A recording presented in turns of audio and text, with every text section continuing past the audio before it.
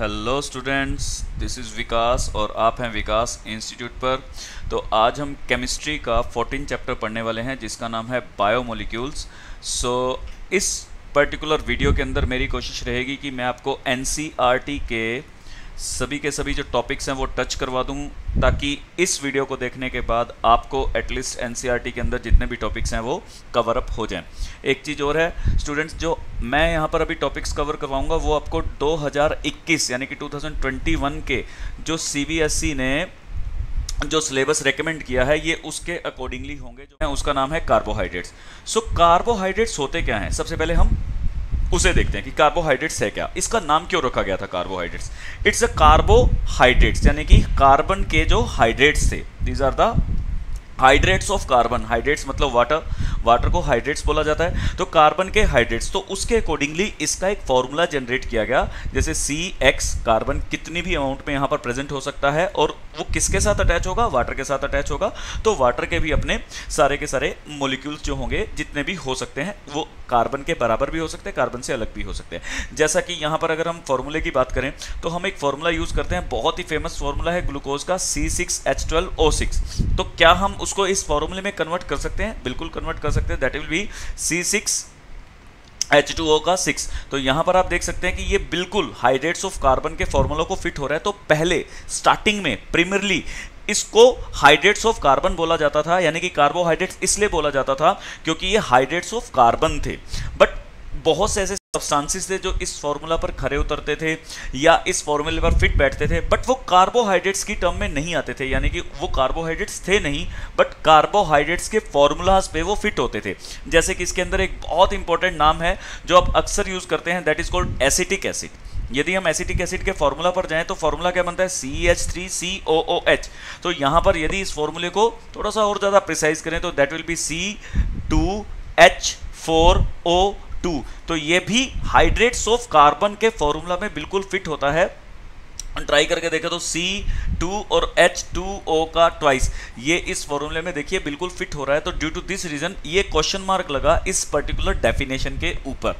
दूसरा जो था वो भी था एक शुगर, यानी कि एक शुगर मॉलिक्यूल था जो एक्चुअली कार्बोहाइड्रेट्स था बट इस फॉर्मूले पे फिट नहीं होता था। ये भी आपको एनसीईआरटी के अंदर जरूर दिखेगा, ठीक है। जैसे कि रैमनोज है जिसका फॉर्मूला होता है C6H12O5। तो देख ही सकते हैं क्या ये इस फॉर्मूले पर खरा उतर रहा है? नहीं, ये इस फॉर्मूले पर खरा नहीं उतर रहा है। तो यहां पर हम देख पा रहे हैं कि इस पर्टिकुलर डेफिनेशन में कुछ प्रॉब्लम्स थी। वो डेफिनेशन में प्रॉब्लम क्या थी? पहला, हमारे पास एसिटिक एसिड मतलब कुछ और मॉलिक्यूल्स थे जो कार्बोहाइड्रेट्स नहीं थे और इस फॉर्मूले पर फिट हो रहे थे, तो हाइड्रेट्स ऑफ कार्बन के फॉर्मूले पर फिट हो रहे थे। और कुछ ऐसी शुगर्स थी, जैसे रैमनोज एक शुगर है जिसका फॉर्मूला होता है C6H12O5, जो शुगर होने के बावजूद भी इस फॉर्मूले पर फिट नहीं हो रही थी। तो फिर एक नई डेफिनेशन बनाएगी अबाउट दी कार्बोहाइड्रेट्स। वो डेफिनेशन क्या थी? यहां पर अपने को ये डेफिनेशन 3 पॉइंट्स पर कवर करनी है। वो क्या है? Carbohydrates are defined as optically active. पहला पॉइंट, वो ऑप्टिकली एक्टिव होते हैं। कार्बोहाइड्रेट्स फिर किनको बोला गया? यानी कि जो ऑप्टिकली एक्टिव होते हैं, दे आर पॉलीहाइड्रोक्सी एल्डिहाइड या कीटोन, यानी कि पॉलीहाइड्रोक्सी होंगे। Poly means they have many, hydroxy means OH group, उनके पास बहुत सारे OH ग्रुप होने चाहिए। और वो फंक्शनल ग्रुप होना चाहिए उनके पास किस चीज का? एल्डिहाइड या कीटोन का, या इन जैसे कंपाउंड्स को वो प्रोड्यूस करें ऑन हाइड्रोलिसिस, ठीक है। तो हमारे पास 3 बेसिकली पॉइंट आ गए। तो इन फ्यूचर कभी भी आपको कार्बोहाइड्रेट्स के बारे में यदि आपको एक्सप्लेन करना है तो आपको 3 पॉइंट पर डिस्कस करना पड़ेगा। The compound should be optically active, यानी कि वो कंपाउंड ऑप्टिकली एक्टिव होना चाहिए। ऑप्टिकली एक्टिव का मतलब क्या है? कि वो प्लेन पोलराइज लाइट को टुवर्ड राइट या टुवर्ड लेफ्ट टिल्ड करे। तो एक को हम पॉजिटिव बोलते हैं जिसे डेक्स्ट्रो रोटेटरी, और एक को नेगेटिव बोलते हैं जिसे हम लीवो रोटेटरी, सॉरी एल आएगा, that is the laevo rotatory. दूसरा जो यहाँ पर इंपॉर्टेंट पॉइंट है वो क्या है? द पॉलीहाइड्रोक्सी, यानी कि उस पर्टिकुलर कंपाउंड के अंदर बहुत सारे OH ग्रुप होने चाहिए, मैनी OH ग्रुप वहां पर प्रेजेंट होने चाहिए। जो दूसरा यहाँ पर पॉइंट था जो डेफिनेशन का बहुत इंपॉर्टेंट पॉइंट बनता है। और तीसरा, तो स्टूडेंट्स अभी तक आपने सारी की सारी ऑर्गेनिक केमिस्ट्री जो है वो +2 की पढ़ ली होगी। तो यहाँ पर आपको जो तीसरा पॉइंट इंपॉर्टेंट देखने को मिलेगा वो क्या? इट मस्ट कंटेन या तो एल्डिहाइड या C डबल बॉन्ड, यानी कि कीटोन ग्रुप यहां पर कंटेन होगा, या तो एल्डिहाइड या कीटोन ग्रुप आपको देखने को मिलेगा। सो यदि ये तीनों पॉइंट्स पर खरा उतरता है तो उसे ही हम क्या बोलते हैं? This should be consider as the carbohydrate. यहाँ एक और लाइन लिखी हुई है, उस लाइन का मतलब देखिए कि क्या है, या तो वो तीनों पॉइंट्स पर खरा उतरे यानी कि तीनों पॉइंट शो करे, या नहीं शो कर रहा तो ऑन हाइड्रोलिसिस यानी कि जब उसे पानी से तोड़ने की कोशिश करते हैं, hydro means water, lysis means to break, पानी से ब्रेक करने की कोशिश करते हैं, तो वो इसी तरह के कंपाउंड्स दे हमें, ठीक है। तो ऐसे ही प्रोड्यूस करे, ऐसे कंपाउंड्स को फॉर्मेशन करे, तो इस वजह से हम उसे कार्बोहाइड्रेट्स बोलते हैं, इन 3 पॉइंट्स की वजह से, ठीक है। सो यहाँ पर कुछ एक इंपॉर्टेंट पॉइंट्स हमें दे रखे हैं। Carbohydrates which are sweet in taste, जो कार्बोहाइड्रेट स्वीट टेस्ट की होती है यानी कि मीठी होती है टेस्ट के अंदर, उसे हम शुगर बोलते हैं, जो हम घरों में यूज करते हैं। This is also the form of carbohydrates. जो स्वीट इन टेस्ट होती है तो उसे हम शुगर बोलते हैं जनरली। और जो शुगर पानी मिल्क के अंदर जो प्रेजेंट होती है उसे हम लैक्टोज बोलते हैं, ये आपको याद रखना है। यूजुअली कार्बोहाइड्रेट्स को हम सैकेराइड्स भी बोलते हैं, ये इसका सिनोनिम है, दूसरा नाम है। इन तीनों पॉइंट्स को भी आपको ध्यान में रखना है। तो यहाँ पर अभी तक हमने जो 3 पॉइंट्स कवर किए हैं, एक एक करके सभी देखते हैं कि शुरू में हमें इसे क्या बोलते थे, दैट हाइड्रेट्स ऑफ कार्बन। दूसरा पॉइंट्स क्या है कि बाद में इसकी जो मॉडर्न डेफिनेशन आई, जो आज की डेट में हम पढ़ते हैं, 3 पॉइंट्स पर पढ़ते हैं। They are optically active, polyhydroxy and the aldehyde और कीटोन्स होते हैं, ठीक है। उसके बाद जो हमारे पास बात करते हैं 3 पॉइंट्स पर और बात करेंगे, they should be carbohydrates which are sweet in taste are called sugar, उसे हम शुगर बोलते हैं। जो मिल्क के अंदर कार्बोहाइड्रेट्स प्रेजेंट होती है, शुगर प्रेजेंट होती है, it is called lactose. And the last में जो हम बात करें कार्बोहाइड्रेट्स को जनरली क्या बोलते हैं, सैकेराइड्स बोलते हैं। हम इस वर्ड का इस्तेमाल आगे बहुत ज़्यादा करने वाले हैं, सो दिस इज कॉल्ड सैकेराइड्स। तो एक एक करके भी देखते हैं, कुछ इसकी क्लासिफिकेशन की बात करते हैं। जो पहली क्लासिफिकेशन है कार्बोहाइड्रेट्स की वो क्या है कि ऑन हाइड्रोलिसिस, यानी कि जब हम इसे तोड़ेंगे, हाइड्रोलिसिस करेंगे, किससे, पानी से। जब हम इसकी हाइड्रोलिसिस करने वाले हैं यानी कि पानी से इसको ब्रेक करने वाले हैं, तो ये कितनी मोनोसैकेराइड्स की यूनिट दे रहा है। देखिए मोनोसैकेराइड्स का यहाँ पर नाम हुआ है, सैकेराइड्स मीन्स कितने कार्बोहाइड्रेट्स के यूनिट देगा। यदि वो फर्दर ब्रेक नहीं होता तो इट मीन्स उसके पास एक ही यूनिट है, वो टूट चुका था, जितना टूट चुका है तो उसे हम बोलेंगे मोनोसैकेराइड्स। यदि वो यहाँ पर देगा 2 से 10 तक यूनिट अगर वो दे रहा है तो हम उसे बोलेंगे that is called the oligosaccharides. और जब वो बहुत सारी यूनिट्स देता है तो हम उसे बोलते हैं पॉलीसैकेराइड्स। तो एक एक करके अभी इनकी डेफिनेशंस को भी कंसीडर करते हैं। तो लेट अस कंसीडर मोनोसैकेराइड्स क्या होते हैं। मोनोसैकेराइड्स, मोनो का मतलब ही अपने आप में क्या होता है, दैट इज 1, ठीक है। 1 सैकेराइड्स यानी कि एक मॉलिक्यूल होगा ग्लूकोज का। अगर एक मॉलिक्यूल ग्लूकोज का है तो स्टूडेंट सोच के देखिए कि क्या वो फर्दर टूटेगा, या आंसर इज नो, वो फर्दर नहीं टूटेगा। Carbohydrate that can not be hydrolyse further give simpler unit of polyhydroxy, aldehyde और कीटोन इज कॉल्ड मोनोसैकेराइड्स। जैसे कि इसका सिंपलर यूनिट में हम क्या यूज करते हैं, दैट इज ग्लूकोज या फ्रक्टोज या राइबोज। ये इसके 3 बहुत अच्छे एग्जांपल्स हैं और इन तीनों को हम आगे स्टडी भी करेंगे। ओलिगोसैकेराइड्स, ओलिगो का मतलब होता है यानी कि 2 to 10। आगे आप बात समझ चुके हैं, यानी कि जो हाइड्रोलिसिस पर 2 से लेकर 10 तक की अगर यूनिट देता है मोनोसैकेराइड्स की तो उसे हम बोलते हैं ओलिगोसैकेराइड्स। जैसे कि यदि 2 यूनिट देता है तो हम उसे बोलते हैं डाइसैकेराइड्स, अगर वो 3 यूनिट देता है तो ट्राइसैकेराइड्स, और इसी वे में हम उसे आगे कंटिन्यूशन में पढ़ते जाते हैं और बताते जाते हैं, उसका नाम हम समझ सकते हैं।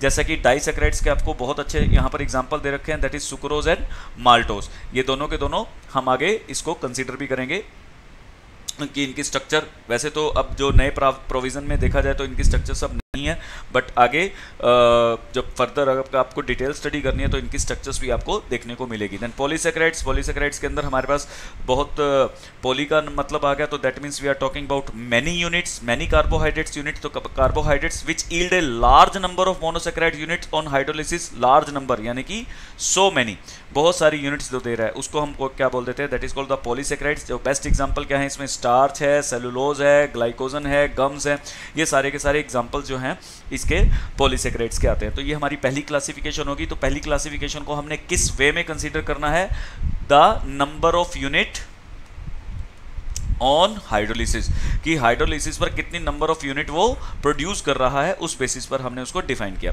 एक और यहाँ पर जो हमारे पास क्लासिफिकेशन है, सेकंड क्लासिफिकेशन बनती है, ये बहुत छोटा सा दे रखा है एनसीईआरटी में, बट इसको पढ़ना थोड़ा सा जरूरी है कि रिड्यूसिंग या नॉन रिड्यूसिंग शुगर्स कौन सी होती है, reducing sugars and non reducing sugar, non reducing sugars. तो इसको भी हम देख लेते हैं एक बार। यहाँ पर छोटा सा पॉइंट है, उसको पढ़ना और समझना जरूरी है। कार्बोहाइड्रेट्स में also classifies as either reducing और non reducing sugar all those carbohydrate which reduce Fehling in solution या Tollens reagent are refer to as the reducing sugars. हमें पता है कि दे कंटेन कार्बोनिल ग्रुप, इनके अंदर कौन सा ग्रुप होता है? They contain carbonyl group. Carbonyl group का मतलब क्या है? C double bond O group इनके अंदर प्रेजेंट होता है, चाहे एल्डिहाइड है चाहे वो कीटोन है। तो एल्डिहाइड और कीटोन ग्रुप यदि टॉलेंस रिएजेंट या फैलिन सॉल्यूशंस के साथ जब हम इसकी रिएक्शंस करते हैं, टॉलेंस रिएजेंट या फैलिन सॉल्यूशंस के साथ जब हम इसकी रिएक्शन करते हैं, तो दे इटसेल्फ गेट ऑक्सीडाइज्ड। ऑक्सीडाइज होने के बाद वो क्या किसमें कन्वर्ट हो जाते हैं? They form the that is carboxylic acid. ये हम पहले पढ़ चुके हैं, यानी कि एल्डिहाइड और कीटोन में हमारे पास ये पॉइंट आ चुका है कि ये ऑक्सीडाइज होने पर, यानी कि एल्डिहाइड या कीटोन ऑक्सीडाइज होने पर जो है किस चीज़ की फॉर्मेशन करते हैं? कार्बोक्सिलिक एसिड की फॉर्मेशन करते हैं। याद रखिए, ग्लूकोज यानी कि जो ग्लूकोज के सैकराइड्स हैं वो बेसिकली इस चीज़ के टेस्ट को पॉजिटिव देते हैं, तो they are consider to be as reducing sugar. अब सोच के देखिए कि ये खुद तो ऑक्सीडाइज हो गए, अगर ये खुद ऑक्सीडाइज हो गए तो टॉलेंस रिएजेंट क्या होगा? रिड्यूस होगा। सो दैट्स वाई जो टॉलेंस और फैलिन सॉल्यूशन को रिड्यूस कर देते हैं they are consider to be as reducing sugar, और जो उन्हें रिड्यूस नहीं कर सकते they are consider to be as non reducing sugar. अब आपका एक पॉइंट यहाँ पर निकल कर सामने आएगा कि जब इनके पास एल्डिहाइड या कीटोन ग्रुप प्रेजेंट होता है तो ये तो उसको टॉलेंस रिएजेंट या फैलिन सॉल्यूशन को तो रिड्यूस करेंगे ही करेंगे, पर ऐसा नहीं होता। अगर ये ओपनली प्रेजेंट होता है, ओपन प्रेजेंट होगा, यानी कि ये बिजी नहीं है, ओपन प्रेजेंट है। ये बात आपको आगे समझ में आएगी कि ओपन का मतलब मैं क्या बताना चाह रहा हूँ। यदि ये ओपन प्रेजेंट होगा तब तो ये इसको रिड्यूस कर देंगे, यदि नहीं होगा तो ये रिड्यूस नहीं करेंगे। तो ओपन किस किस में प्रेजेंट होगा उसके बारे में बात करते हैं। ऑल मोनोसैकराइड्स, सभी के सभी मोनोसैकराइड्स के अंदर ये ओपनली प्रेजेंट होता है। तो मोनोसैकराइड्स को हम बेसिकली क्या बोल देते हैं? They are consider to be as reducing sugar. इसके अंदर कुछ एक एक्सेप्शंस भी हैं, तो एक बार एक्सेप्शंस को और कंसीडर कर लेते हैं। एक्सेप्शंस क्या हैं? Lactose and maltose. लैक्टोज और माल्टोज दो ऐसी शुगर हैं विच आर बेसिकली जो क्या हैं? डाइसैकराइड्स हैं, बावजूद इसके भी ये क्या होती हैं? रिड्यूसिंग शुगर होती हैं। तो इसके ऊपर आपका स्टूडेंट्स क्वेश्चन बन सकता है, इसको पॉइंट्स को अच्छे से समझना ये क्यों होता है। एक बार आपको डीप इनटू नहीं जाना है, बस इतना ही समझना है कि लैक्टोज और माल्टोज बीइंग ए डाइसैकराइड्स ये रिड्यूसिंग शुगर में काउंट होती हैं, तो कंसीडर इट। तो इसको आपको ध्यान रखना है, ठीक है। नाउ अब मोनोसैकराइड्स को भी फर्दर हम क्लासिफाई कर सकते हैं। मोनोसैकराइड्स याद कीजिए, मोनोसैकराइड्स क्या था?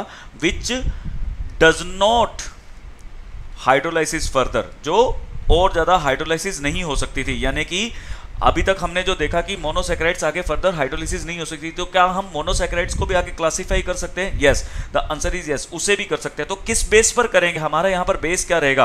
On the basis of number of carbon atoms, की उसमें कितने नंबर ऑफ कार्बन एटम्स हमारे पास हैं। अगर वो 3 होंगे तो ट्राइयोज बोलेंगे, अगर वो 4 होंगे तो टेट्रोज बोलेंगे, 5 होंगे तो पेंटोज बोलेंगे, 6 होंगे तो हेक्सोज बोलेंगे, और 7 होंगे तो हम उसे हेप्टोज बोलेंगे।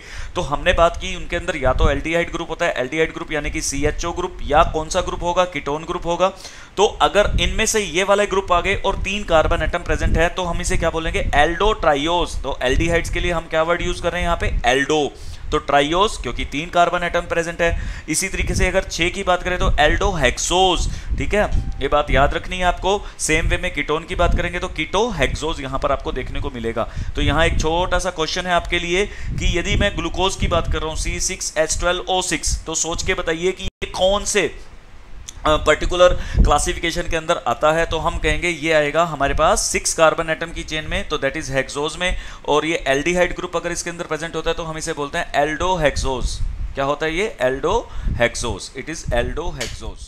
ग्लूकोज, तो स्ट्रक्चर ऑफ ग्लूकोज को डिस्कस करने के लिए जो पार्ट्स हम इसके अंदर डिस्कस करेंगे कि एक्चुअली हमारे पास अब फॉर्मूला तो आ चुका है, that is C6H12O6। Structure of glucose के अंदर हम ये जानने की कोशिश करेंगे कि जो इसके अंदर जितने भी एटम्स प्रेजेंट हैं, the atoms which are present in the glucose, उनका अरेंजमेंट क्या है। कि कार्बन जो 6 प्रेजेंट हैं क्या वो स्ट्रेट चेन में है या वो ब्रांच में है, ठीक है। हमने यहाँ पर इसके बारे में बात करनी है। जो फंक्शनल ग्रुप है उसकी क्या स्थिति है, वो किसके साथ बॉन्डेड है, और कितने पॉलीहाइड्रोक्सिल ग्रुप यहाँ पर प्रेजेंट है। जैसा कि हमने देखा कि ये एक कार्बोहाइड्रेट्स और कार्बोहाइड्रेट्स के अंदर पॉलीहाइड्रोक्सी और एल्डिहाइड या कीटोन, इन दोनों का आपको फंक्शनल ग्रुप देखने को जरूर मिलेगा। तो इन्हीं के लिए हमने ये सारे के सारे स्ट्रक्चर ऑफ ग्लूकोज को एक्सप्लेन किया। तो एक एक करके अभी इन चीज़ों को देखते हैं कि यहाँ पर जब जैसे जैसे इसके ऊपर एक्सपेरिमेंट किए गए तो हमें क्या क्या रिजल्ट्स देखने को मिले और इसका फाइनल स्ट्रक्चर क्या था। सो पहले जैसा कि हम जानते हैं कि इसका फॉर्मूला क्या था, C6H12O6, ठीक है। अभी उसके बाद जो पहला एक्सपेरिमेंट किया गया वो किया गया विद HI यानी कि हाइड्रोजन आयोडाइड के साथ इसकी जो रिएक्शन थी वो करवाई गई। जब हाइड्रोजन आयोडाइड के साथ इसकी रिएक्शन करवाई गई तो क्या देखा कि यहाँ पर हमें जो मिला वो N-हेक्सेन मिला। N-हेक्सेन इज दिस, आप देख पा रहे हैं कि सारे के सारे जो कार्बन है वो एक स्ट्रेट चेन में है, ठीक है। N-हेक्सेन का मतलब ही अपने आप में नॉर्मल हेक्सेन होता है, this is the normal hexane. So यहाँ पर हमें जो प्रोडक्ट मिल रहा है वो एक स्ट्रेट चेन का मिल रहा है। तो प्रोडक्ट जब स्ट्रेट चेन का मिल रहा है तो इसका मतलब जिससे वो बना है उसके अंदर भी जो कार्बन प्रेजेंट होंगे वो भी किस फॉर्म में प्रेजेंट होंगे, एक स्ट्रेट चेन में प्रेजेंट होंगे। तो इस पर्टिकुलर रिएक्शन से या इस पर्टिकुलर एक्सपेरिमेंट से हमें ये चीज़ प्रूव हो गई कि जो अरेंजमेंट C6H12O6 में कार्बन की रहती है वो हमेशा एक स्ट्रेट फॉर्म में रहती है, यानी कि एक स्ट्रेट चेन में रहती है। तो बाय दिस पर्टिकुलर एक्सपेरिमेंट हमें ये चीज़ प्रूव हो गई। और ये एक्चुअली एक बार आपके बोर्ड एग्जाम में पूछा भी गया, तो आपको ध्यान में रखना है कि what will happen when the glucose is react with the hydrogen iodide. तो आपका आंसर क्या होगा कि इसके अंदर N-हेक्सेन मिलता है। या दूसरे लेवल पर इस पे क्वेश्चन ये भी पूछा जा सकता है कि इससे हमें क्या प्रूव होता है। तो इससे हमें ये प्रूव होता है कि इसके अंदर जो कार्बन जो प्रेजेंट होते हैं वो कोई ब्रांच्ड फॉर्म में प्रेजेंट नहीं होते, वो एक स्ट्रेट फॉर्म में प्रेजेंट होते हैं, ठीक है। नेक्स्ट एक्सपेरिमेंट हम करते हैं for the carbonyl group, the presence of carbonyl group. यहाँ पर दो बहुत इंपॉर्टेंट जो है कंपाउंड्स आपको यूज करने हैं। पहला है हाइड्रोक्सिलमाइन। हाइड्रोक्सिलमाइन क्या होता है, दैट इज NH2OH। आपको याद होगा एल्डिहाइड के अंदर ये एक अमोनिया का डेरिवेटिव था जिसे हमने इसको इस वे में यूज़ किया था, जिसमें यहाँ पर जो है Z की वैल्यू को यूज़ किया था, दैट इज़ NH2 और Z, ठीक है। तो Z की डिफरेंट वैल्यूज़ हमने पुट की थी, जिसमें 2 फॉर डाइनाइट्रोफिनाइल, 2 फॉर DNP, जिस टेस्ट को हम बोलते हैं वो भी इस Z की जगह हमने यूज़ किया था, या OH या H कुछ भी हमने यहाँ पर यूज़ किया। तो यहाँ पर जो हम स्पेशली इसका जो एक्सपेरिमेंट करवा रहे हैं वो हाइड्रोक्सिलमाइन करवा रहे हैं, जैसे कि Z की जो यहाँ पर वैल्यू है वो OH यूज़ की गई है। तो अब ये फॉर्मूला क्या बन जाएगा, NH2OH, ठीक है। तो हम पहला जो एक्सपेरिमेंट करवाएंगे वो हाइड्रोक्सिल अमाइन के साथ करवाएंगे, जो अगर ऑक्सिम की फॉर्मेशन बना देता है तो इट मींस इसके अंदर कार्बोनिल ग्रुप प्रेजेंट है। यानी कि कौन सा ग्रुप प्रेजेंट हो गया, जो एल्डिहाइड या कीटोन के अंदर प्रेजेंट होता है, this is the carbonyl group, ठीक है। तो which is the test for the confirmation for the carbonyl group. तो ये बात ध्यान में रखनी है कि जब हम इसे हाइड्रोक्सिल अमाइन के साथ रिएक्शन करवाते हैं तो हमें ऑक्सिम मिलता है। इस रिएक्शन को भी हम देखते हैं कि कैसे मिलेगा। दूसरा, जब हम इसे हाइड्रोजन साइनाइड के साथ रिएक्शन करवाते हैं तो हमें क्या मिलता है, साइनोहाइड्रिन मिलता है। इन दोनों रिएक्शंस को भी देखते हैं कि ये कैसे होता है। सो दो हमारा फर्स्ट है दैट इज NH2OH। तो यहाँ पर आपने देखा कि इस पर्टिकुलर एक्सपेरिमेंट के अंदर जब ये आपने रिएक्शन अगर पहले देखी होगी तो जब भी कभी हम इसके साथ इसकी रिएक्शन करवाते हैं तो कुछ नाइट्रोजन को इस वे में लिखा जाता है। यहाँ पर वैसे Z की वैल्यू होती है, तो यहाँ OH है तो हमने OH ले लिया, और यहाँ C डबल बॉन्ड O होता है।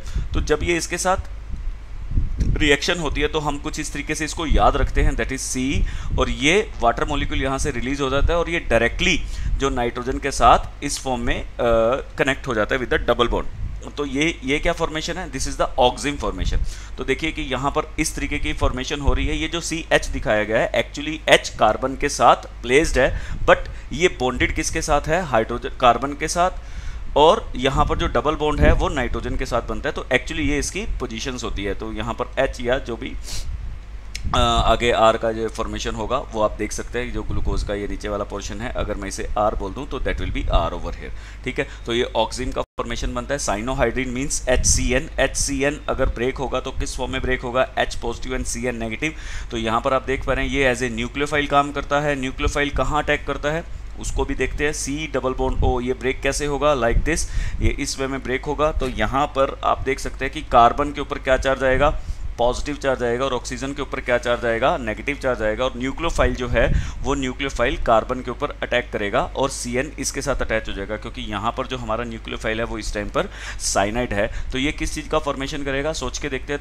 दैट विल बी C, यहाँ पर एक तरफ लग गया CN, और ये है O नेगेटिव, और ये जो H पॉजिटिव बचा हुआ है जो हाइड्रोजन साइनाइड का, वो फिर उसके बाद आके इस ऑक्सीजन के साथ आकर ज्वाइन हो जाएगा। इसे हम बोलते हैं that is called the cyanohydrin. So देखिए ये साइनोहाइड्रिन का फॉर्मेशन करता है which is also the confirmation for the carbonyl group. तो यहाँ पर हम दोनों रिएक्शन से किस चीज़ का कन्फर्मेशन करते हैं, the testing for the carbonyl group या confirmation of the carbonyl group की। तो हमें ये भी सेकंड एक्सपेरिमेंट से प्रूव हो गया कि इसके अंदर कार्बोनिल ग्रुप प्रेजेंट है। ठीक है, तो ये हमारे 2 एक्सपेरिमेंट हो चुके हैं। तीसरा एक्सपेरिमेंट है द ऑक्सीडेशन। ठीक है, हमें पता है ऑक्सीडेशन का मतलब क्या है। ये एक आपको चेन हमेशा याद रखनी है। Hydrocarbon when oxidize to give that is alcohol when oxidize to give aldehyde या कीटोन देते हैं, and when they get oxidize तो they will always give the carboxylic acid. ठीक है, वो हमेशा कार्बोक्सिलिक एसिड देंगे।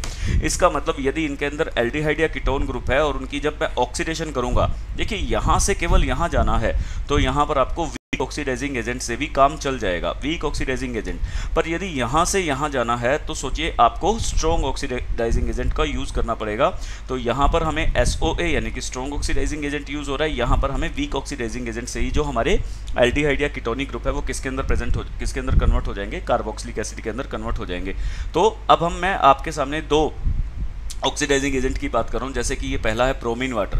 ब्रोमीन वाटर एक वीक ऑक्सीडाइजिंग एजेंट है। तो जब वीक ऑक्सीडाइजिंग एजेंट है तो नेचुरली इसके अंदर जितने भी एल्डिहाइड ग्रुप होंगे वो किसके अंदर कन्वर्ट हो जाएंगे बहुत इजीली, दैट इज यहाँ पर कार्बोक्सिलिक एसिड के अंदर कन्वर्ट हो गए। तो उसे हम क्या बोलते हैं, that is called the gluconic acid. यानी कि जब सिर्फ एल्डिहाइडिक ग्रुप ही एसिड के अंदर यानी कि कार्बोक्सिलिक एसिड के अंदर कन्वर्ट हो जाता है बाय दी ऑक्सीडाइजिंग एजेंट, तो यहाँ पर हम उस पर्टिकुलर कंपाउंड को क्या बोलते हैं, ग्लूकोनिक एसिड।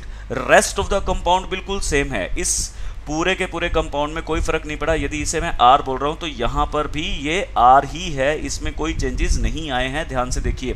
तो CHO will getting converted into the COOH। नाम बहुत अच्छे से याद रखना है क्योंकि ये कंफ्यूजिंग वे में नाम पूछा जाता है आपसे कि इस पर्टिकुलर कंपाउंड का नाम क्या है, तो इसका नाम है ग्लूकोनिक एसिड। तो इस कंफर्मेशन से हमें प्रूव हो गया कि ये एल्डिहाइड ग्रुप यहाँ पर प्रेजेंट है। ठीक है, कार्बोनाइल जो यहाँ पर this indicate that the carbonyl group is present as an aldehydic group की इसके अंदर एल्डिहाइड ग्रुप ही प्रेजेंट है। इसके रिलेट में एक और यहाँ पर रिएक्शन है, पहले हम वो देखते हैं, उसके बाद ये नीचे वाली रिएक्शंस को हम कंफर्म करेंगे जो पॉलीहाइड्रोक्सिल ग्रुप की है। पर उससे पहले इसका स्ट्रॉन्ग ऑक्सीडाइजिंग एजेंट के साथ जो रिएक्शन की गई है हम उसे देखते हैं। तो जब स्ट्रॉन्ग ऑक्सीडाइजिंग एजेंट की बात करते हैं तो स्ट्रॉन्ग ऑक्सीडाइजिंग तौर पे यहाँ पर जो लिया गया वो नाइट्रिक एसिड लिया गया। नाइट्रिक एसिड क्या होता है, HNO3। अब सोच के देखिए कि मैंने आपको बताया था कि hydrocarbons then alcohol then oxidation से क्या बन जाता है, एल्कोहल, देन एल्कोहल की ऑक्सीडेशन से बनेगा एल्डिहाइड या कीटोन, देन इसकी ऑक्सीडेशन से बनेगा कार्बोक्सिलिक एसिड। तो यदि मुझे एल्कोहल को स्ट्रॉन्ग ऑक्सीडाइजिंग एजेंट मिल जाए तो ये एल्कोहल को भी किस में कन्वर्ट कर देगा, COOH के अंदर कन्वर्ट कर देगा। अब सोच के देखिए कि यहाँ पर इस कार्बोक्सिलिक एसिड के अलावा यहाँ पर बहुत सारे OH ग्रुप भी प्रेजेंट हैं। अब OH ग्रुप की प्रेजेंस से हमें ये जरूर पता चलता है कि यदि मैं इसकी ऑक्सीडेशन करता हूँ तो वो किसके अंदर कन्वर्ट हो जाएगा, कार्बोक्सिलिक एसिड के अंदर कन्वर्ट हो जाएगा। तो आप इस चीज़ को ध्यान में रखेंगे कि एल्डिहाइड तो कन्वर्ट होगा ही होगा, स्ट्रॉन्ग ऑक्सीडाइजिंग एजेंट है तो एल्डिहाइड को तो कन्वर्ट करेगा ही करेगा, साथ में अल्कोहल को भी कन्वर्ट कर देगा। तो जो टर्मिनल पोजीशन पर हैं, देखिए एक कंपाउंड हमेशा टर्मिनल पोजीशन वाले जो होते हैं वही हमेशा जो है आपको रिएक्शन में टेक पार्ट करते दिखाई देंगे। तो ये टर्मिनल पोजीशन पर OH है और ये एल्डिहाइड है, तो ये दोनों के दोनों किस में कन्वर्ट हो जाएंगे, COOH यानी कि कार्बोक्सिलिक एसिड के अंदर कन्वर्ट हो जाएंगे। और बाकी का जो कंपाउंड है वो एज इट इज रहेगा, बाकी का जो स्ट्रक्चर है उसमें कोई चेंजेस नहीं आएंगे। सो व्हाट विल हैपन, इसको आपको थोड़ा सा ध्यान में रखना है। यहाँ पर यदि यहाँ पर इसकी ऑक्सीडेशन की तो पहले स्टेप में जो एल्डिहाइडिक ग्रुप है वो किसके अंदर कन्वर्ट हो गया, दैट इज COOH जो हमने बात की, सॉरी यहाँ पर ये वाला, ठीक है, जो ग्लूकोनिक एसिड की हमने बात की। उसके बाद जो रेस्ट पार्ट में था जो नीचे वाला एल्कोहलिक ग्रुप था ये भी किसके अंदर कन्वर्ट हो गया, कार्बोक्सिलिक एसिड के अंदर कन्वर्ट हो गया और इसको एक स्पेशल नाम दिया गया, that is called the saccharic acid. Board के अंदर ये दोनों के दोनों क्वेश्चन बहुत इंपॉर्टेंट तरीके से पूछे जाते हैं। आपको इस स्ट्रक्चर के अंदर कंफ्यूज करने के लिए वो या तो इसके बारे में आपसे पूछ लेंगे या इसके बारे में आपसे पूछ लेंगे कि इसका नाम क्या है। तो द सैक्रिक एसिड जब दोनों के दोनों चेंज हो जाते हैं और ग्लूकोनिक एसिड जब सिंगल मॉलिक्यूल चेंज होता है यानी कि सिर्फ एल्डिहाइड ग्रुप चेंज होता है। तो बात ध्यान में रखनी है हमेशा।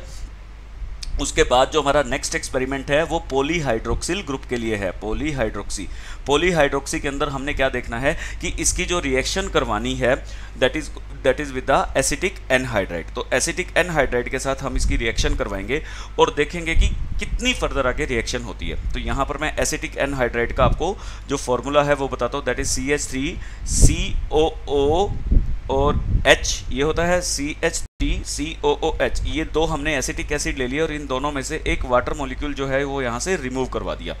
और अब ये जो एक ऑक्सीजन जिसके पास ये एक्स्ट्रा है, ये एज ए ब्रिज यहाँ से इसके साथ कनेक्ट हो जाएगी। तो यहाँ पर आप उसको देख सकते हैं बहुत easily, that is CH3, that is C double bond O O C double bond O CH3। तो ये जो आपका फॉर्मेशन है ये एसिटिक एनहाइड्राइड का फॉर्मेशन है। एनहाइड्राइड इसलिए बोला गया क्योंकि यहाँ से एक वाटर मॉलिक्यूल जो है वो रिलीज हो गया, तो एनहाइड्रस फॉर्म में वो आ चुका है।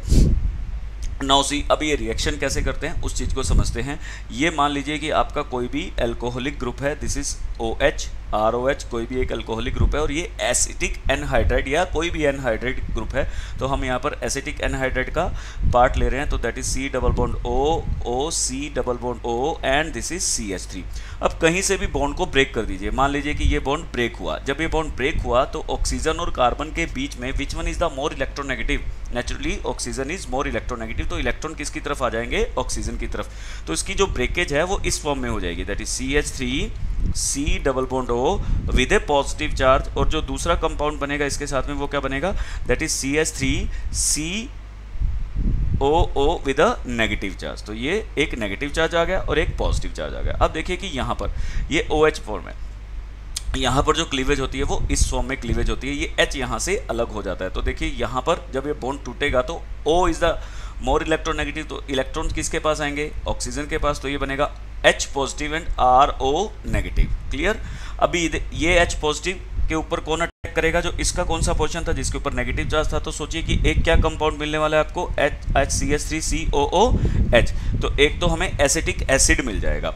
दूसरा, अभी इस पोर्शन की बात करते हैं, तो ये वाला पोर्शन किसके ऊपर अटैक करेगा? ये वाला पोर्शन अटैक करेगा C डबल बॉन्ड O जो पॉजिटिवली चार्ज है एंड CH3। तो यानी कि इस वाले पोर्शन के साथ ये अटैच हो जाएगा क्योंकि इसके ऊपर नेगेटिव चार्ज है और इसके ऊपर पॉजिटिव चार्ज है। तो अल्टीमेटली आपको क्या मिलेगा?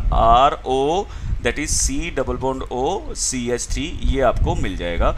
ये एक एस्टर ग्रुप है, तो एस्टर ग्रुप की फॉर्मेशन होने वाली है। जितने एस्टर ग्रुप हमारे पास फॉर्म होंगे, क्योंकि एक OH के साथ एक एसिटिक एनहाइड्राइड ग्रुप की फॉर्मेशन हो रही है, तो 1+1 का रेशो है यहाँ पे। तो नेचुरली एक जब एक के साथ कंबाइन हो रहा है तो जितने हमारे पास एस्टर ग्रुप की फॉर्मेशन हो जाएगी उतने ही हाइड्रोक्सिल ग्रुप वहां पर प्रेजेंट होंगे। यही उसका कंफर्मेशन टेस्ट था। तो जब ये एक्सपेरिमेंट हुआ तो यहाँ क्या देखा गया कि 5 हमारे पास एस्टर ग्रुप की फॉर्मेशन हुई है। COO 4 ये हैं और 1 ये है, तो टोटल कितने हुए? 5। तो इसका मतलब हुआ कि यहाँ पर OH कितने प्रेजेंट थे? 5 OH यहाँ पर प्रेजेंट थे। ठीक है, कब? जब उसकी किसके साथ रिएक्शन की गई? एसिटिक एनहाइड्राइड के साथ उसकी रिएक्शन की गई। क्लियर हुआ? ठीक है, अभी हम जो बात करते हैं ये हम ऑलरेडी पढ़ चुके हैं, जिसके अंदर हमने देखा कि ग्लूकोनिक एसिड और सैक्रिक एसिड की फॉर्मेशन होती है। सो ये उसका एक स्ट्रक्चरल फॉर्मूला है। जब CHO किसके अंदर कन्वर्ट हो जाएगा? अकेला खुद कन्वर्ट होगा with the help of oxidation, weak oxidizing agent के साथ, तो एक COOH ही बनेगा, यानी कि एल्डिहाइड का ही COOH बनने वाला है। तो इसको हम क्या बोलेंगे? That is called the gluconic acid. और जब दोनों के दोनों टर्मिनल पोजीशन के, जैसे ये तो कन्वर्ट हो ही चुका है, उसके बाद जब OH ग्रुप भी कन्वर्ट हो जाएगा, जब किसके साथ? स्ट्रॉन्ग ऑक्सीडाइजिंग एजेंट जैसे कि HNO3 के साथ किया था, तब ये भी किसके अंदर कन्वर्ट हो जाएगा? COOH के अंदर। तो इसको हम क्या बोलेंगे? That is called the saccharic acid. So this is called the saccharic acid. तो ये दोनों पॉइंट थोड़े से इंपॉर्टेंट है, याद रखिए। ये फंक्शनल ग्रुप के साथ हमें उसका नाम जरूर ध्यान में रखना है कि कौन सा ग्लूकोनिक एसिड है। Gluconic with a single COOH and saccharic with a double COOH। ठीक है, तो ध्यान में रखना है इस चीज को। उसके बाद बात करते हैं नेम की। Glucose is named as D positive glucose and D represent the configuration where positive represent the dextrorotatory nature of the molecule। अब इस कैपिटल D की बात करते हैं कि कैपिटल D क्या है। ये कैपिटल डी क्या रिप्रेजेंट करता है? देखिए मैं आपको सिंपल सी बात बता रहा हूँ, यहाँ पर हम बात कर रहे हैं कैपिटल डी की। इस चीज को कंफर्म करिए, स्मॉल डी या positive sine one and the same thing, यानी कि ये दोनों के दोनों डेक्स्ट्रोरोटेटरी को डिनोट करते हैं, यानी कि जो प्लेन पोलराइज्ड लाइट को टुवर्ड्स राइट साइड में शिफ्ट कर देता है उसे हम बोलते हैं डेक्स्ट्रोरोटेटरी। क्योंकि ये मैं आपको शुरू में बता चुका हूँ, ये ऑप्टिकल एक्टिव होते हैं। ऑप्टिकल एक्टिव होने के कारण जो ये प्लेन पोलराइज्ड लाइट को टुवर्ड्स राइट या टुवर्ड्स लेफ्ट को शिफ्ट करते हैं। यदि राइट साइड में शिफ्ट करेंगे तो हम पॉजिटिव साइन या स्मॉल डी का इस्तेमाल करेंगे। पर what about the capital D? Capital D को समझना बहुत ज़्यादा आसान है, इसमें कोई टेंशन वाली बात नहीं है। जो सेकेंड लास्ट कार्बन है, कौन सा? जो सेकेंड लास्ट कार्बन है, सेकेंड लास्ट कार्बन में यदि OH ग्रुप राइट साइड पर है तो वो कैपिटल डी की कॉन्फ़िगरेशन को डिनोट करता है। सेम वे में अगर दूसरे पार्ट को अगर हम कंसीडर करें, यदि सेकेंड लास्ट कार्बन जो है उसके पास जो OH ग्रुप है वो यदि लेफ्ट साइड पर है तो हम उसे कैपिटल L से डिनोट करते हैं। याद रखिए उसको L कॉन्फ़िगरेशन बोलते हैं। ये जो हमने अभी कंपाउंड ले रखा है, मैं एक बार रब कर दूं सारा का, ये जो हमने कंपाउंड ले रखा है इसे बोलते हैं ग्लिसरैल्डिहाइड।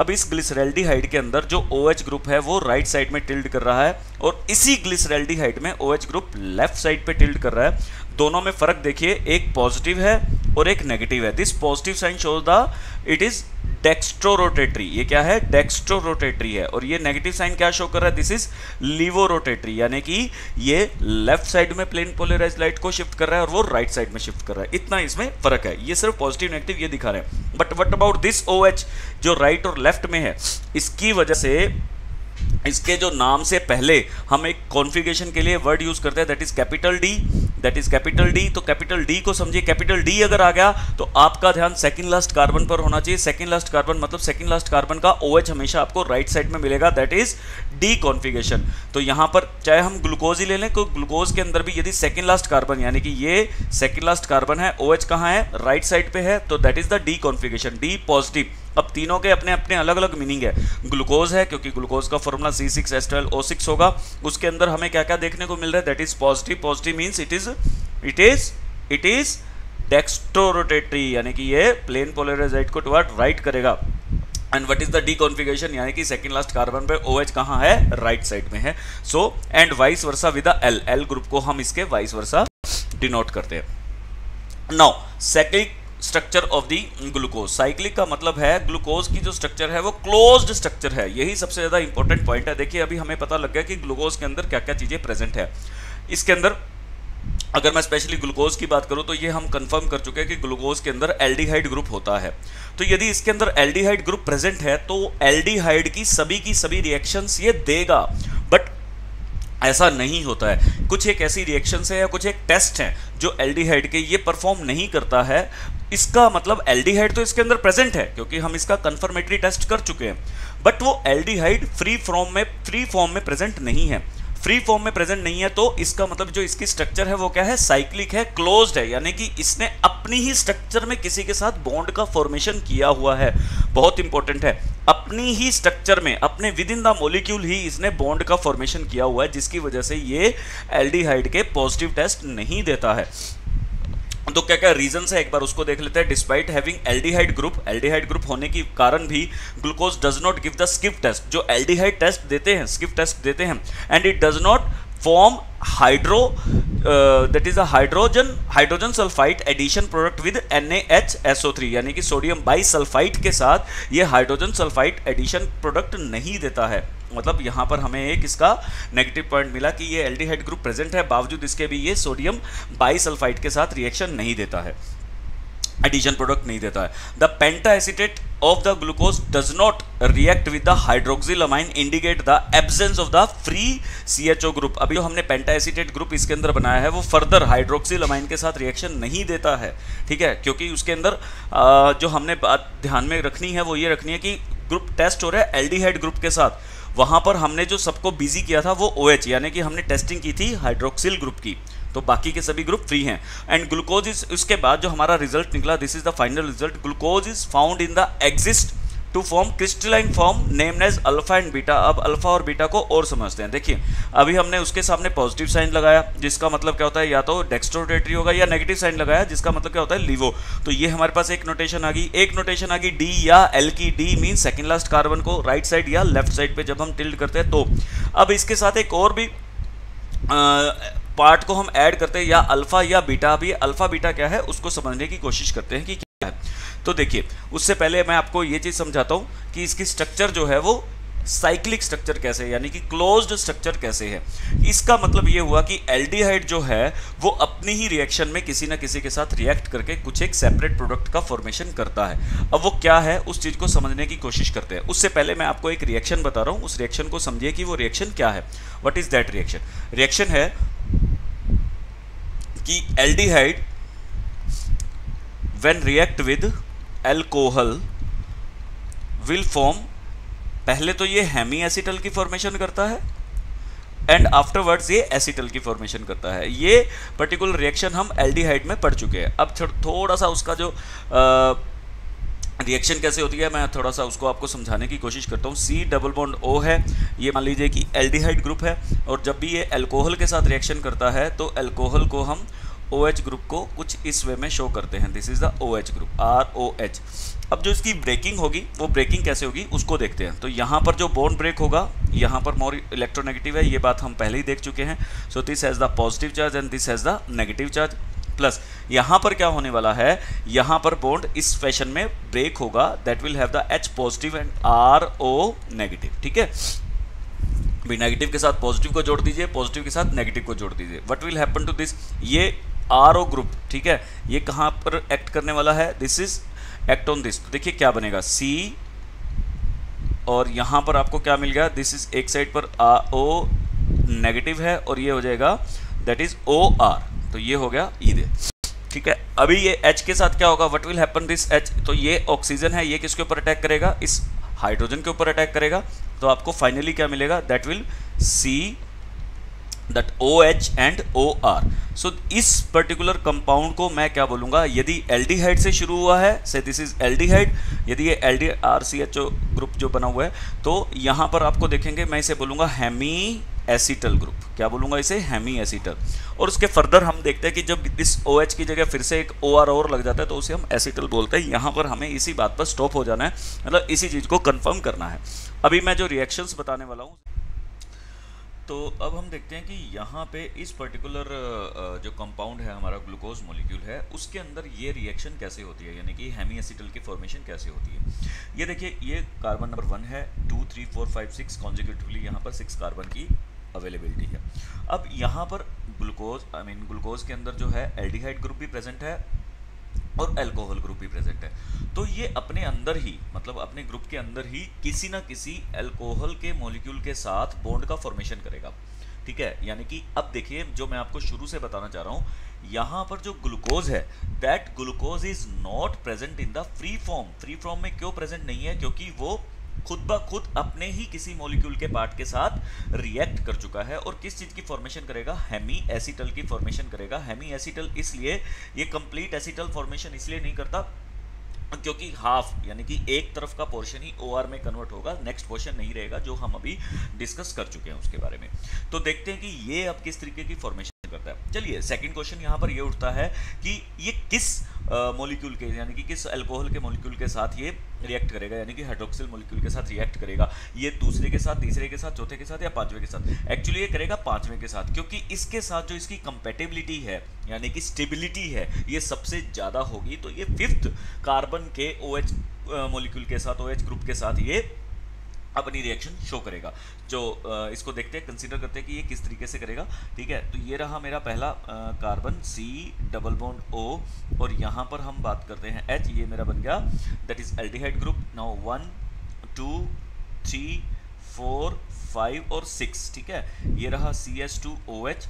यहाँ पर मैं O और H के बीच में थोड़ा सा गैप डाल रहा हूँ, क्योंकि मुझे अब इसकी रिएक्शन करवानी है। इधर H OH H that is HOH, ये रिवर्स हो जाते हैं, and this is OH and H, ठीक है।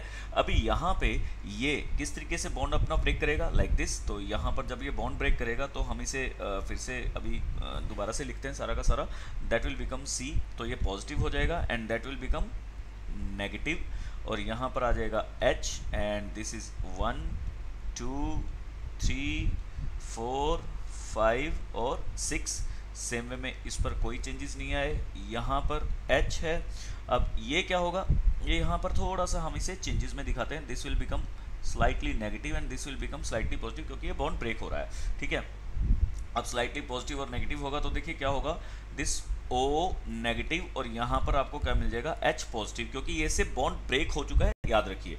अभी क्योंकि उसने उसके साथ रिएक्शन करना है, OH and this is H and this is OH and this is OH and this is H, ठीक है।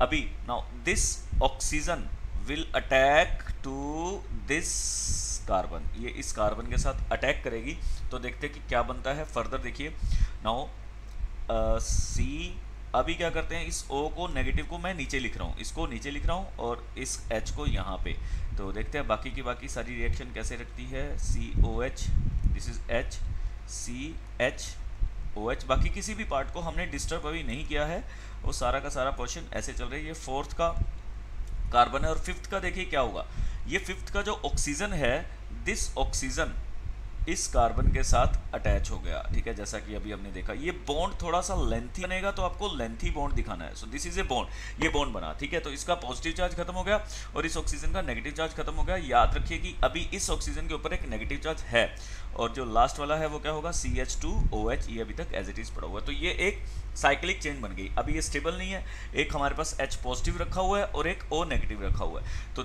ये H पॉजिटिव के ऊपर ये ऑक्सीजन अटैक करेगा, और देखिए कि फाइनल जो हमारे पास प्रोडक्ट बनने वाला है वो क्या बनेगा, दैट विल बी C 1 2 3 4 5 6, यहाँ पर कोई चेंजेस नहीं है, CH2OH।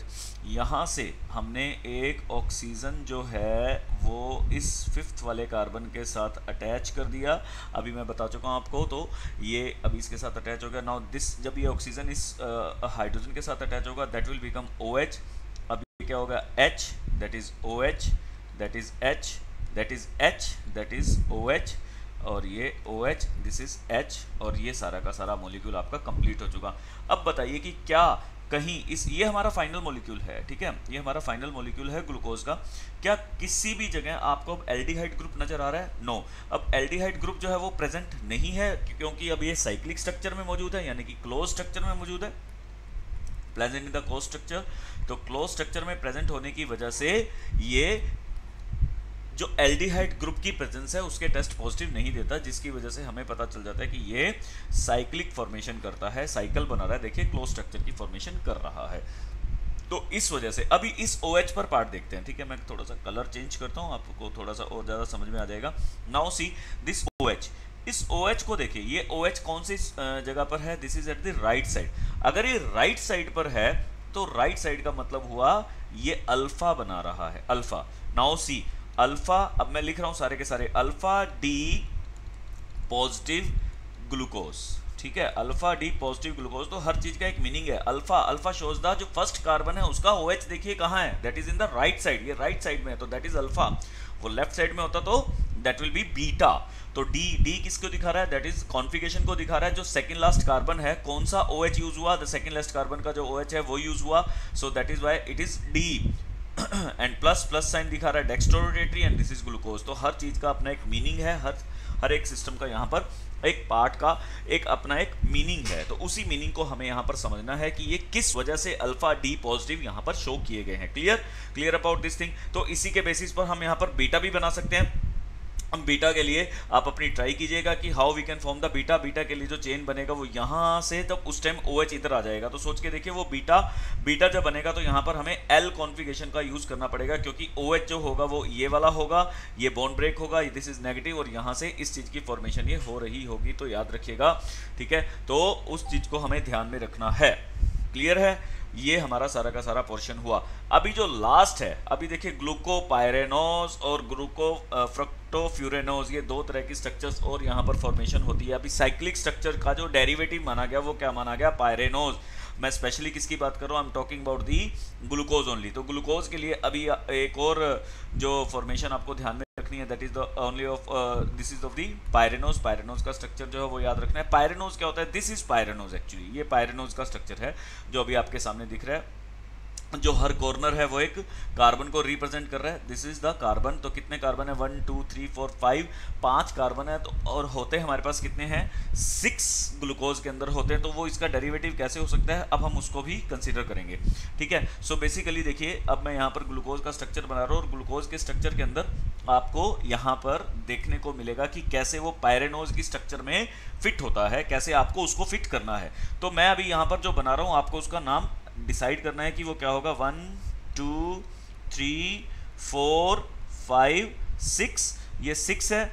और यहाँ से हमने जो ऑक्सीजन है वो यहाँ से 5th कार्बन के साथ इसके साथ अटैच कर दिया, और यहाँ पर आ गया OH, और यहाँ पर आ गया H, यहाँ पर OH, यहाँ पर H, यहाँ पर H, यहाँ पर OH, यहाँ पर OH, यहाँ पर H, and this is CH2OH, ठीक है। अभी इसको किसके साथ सेट करना है, इसके साथ जो बनाने के लिए थोड़ा सा यहाँ पर मैं पोजीशंस के लिए, ये रहा मेरा पायरेनोज, ये पायरेनोज का स्ट्रक्चर है, ठीक है। ये पायरेनोज का स्ट्रक्चर है। इस पायरेनोज के स्ट्रक्चर में this carbon will be 1, this carbon will be 2, this carbon will be 3, this is 4 and this is 5, 5 carbon है। तो हमें इस कार्बन को 1 देना है, 2 देना है, 3 देना है, 4 देना है, 5 देना है और 6 देना है। तो इसका मतलब 5 के ऊपर ही 6 कार्बन है। तो ये हम इस तरीके के पोजीशंस को कंसीडर करेंगे, दैट इज द एक और कार्बन, क्योंकि हर कार्बन जो है वो हर कॉर्नर जो है वो अपने एक कार्बन को दिखा रहा है। तो दिस 6, ठीक है। अभी यहाँ से आपको क्या करना है, जस्ट ये सारी की सारी पोजीशन इस वे में इसके अंदर शो करनी है। तो देखिए कि कैसे, ये कार्बन नंबर 1 है, कार्बन नंबर 1 है। तो इसी कार्बन नंबर 1 के अब नीचे क्या दिख रहा है, OH, और ऊपर क्या दिख रहा है। जब ये इस तरीके से कार्बन इसके ऊपर सेटल होगा तो नीचे OH है, ऊपर H है। तो अब हम उसको लगाने की कोशिश करते हैं, तो देखते हैं कि क्या बनता है। तो ये देखिए O, दिस इज, ठीक है। अब यहां से जब इसको नीचे लगाएंगे, so this will like this, ये 1 2 3 4 और ये 5, ठीक है। पांचों कार्बन पर हमने इस तरीके की पोजीशंस लगा दी है। अब इस पोजीशन में जो ऊपर वाली पोजीशन है, दिस ऊपर 1, तो ये हाइड्रोजन को नेचुरली, अब देखिए कि यहाँ पर हाइड्रोजन आएगा, क्योंकि ये वाला पोजीशन है, ये ऊपर की तरफ रिफ्लेक्ट हो रहा है और ये वाला पार्ट जो है ये नीचे की तरफ रिफ्लेक्ट हो रहा है। तो देखिए क्या बनेगा, इधर क्या आएगा OH और ऊपर क्या आएगा H, इधर भी OH है, नीचे की तरफ आ रहा है, और इधर क्या है H है, नीचे इधर H है और इधर क्या है OH है। अब इधर देखिए, इधर क्या है OH और ऊपर क्या है H है। यहाँ देखिए, यहाँ पर इस तरफ, सॉरी, यहाँ पर एक हाइड्रोजन और आएगा, यहाँ एक हाइड्रोजन है और उसके ऊपर क्या है CH2OH है। तो ये हमारा ग्लूकोज का एक्चुअल स्ट्रक्चर बन गया, इसको साइक्लिक स्ट्रक्चर बोलते हैं। अब इसका नाम देखिए कि क्या है, यहाँ से चले थे, इसका नाम लिखते हैं, क्या बनेगा। सो दैट विल बी, यहाँ से OH राइट वाला यूज हुआ था, तो ये है अल्फा, क्योंकि OH राइट साइड पर है, अल्फा D पॉजिटिव, और इसका नाम क्या होगा, ग्लूकोज, ठीक है। अब इससे हमने क्या बना दिया, जब हम इसे पायरेनोज को डेरिवेटिव बनाते हैं तो ये क्या बनेगा, अल्फा। सेम वे में अल्फा इसलिए क्योंकि OH नीचे की तरफ है, यहाँ नीचे ऊपर का पार्ट आएगा, क्योंकि जब ये खुलेगी स्ट्रक्चर तो ये राइट साइड पर रिफ्लेक्ट हो रही होगी, ठीक है। Alpha D for the this one, यहाँ के लिए दैट इज D, और सॉरी 5th कार्बन के लिए ये वाला, ठीक है। अल्फा D पॉजिटिव, ये तो हमें पता है कि PPL को, नहीं कि प्लेन पोलराइज लाइट को जो राइट साइड में शिफ्ट करते हैं उसके बारे में बात है। और ये क्या हो जाएगा, ग्लूको पायरेनोज। तो ये हमारा कंप्लीट स्ट्रक्चर जो है बन चुका है अब ग्लूकोज का, इसे ही हम कंप्लीट स्ट्रक्चर बोलते हैं, ठीक है। अभी सेम वे में यदि आपको कहा जाए कि यस, अगर हमने जो बीटा की स्ट्रक्चर बनानी है, तो एक बार वर्कआउट करते हैं बीटा की स्ट्रक्चर के लिए। तो बीटा की स्ट्रक्चर के लिए क्या होगा, सोच के देखते हैं। तो दैट विल बी C 1 2 3 4 5 और 6 हो गया, ठीक है। और यहाँ से हम किसको अटैच कर देते हैं, we will just attach with the 5th carbon oxygen के साथ। ये ऑक्सीजन के साथ हमने इसको अटैच कर दिया, यहाँ पर H हो जाएगा और यहाँ पर क्या हो जाएगा, OH हो जाएगा।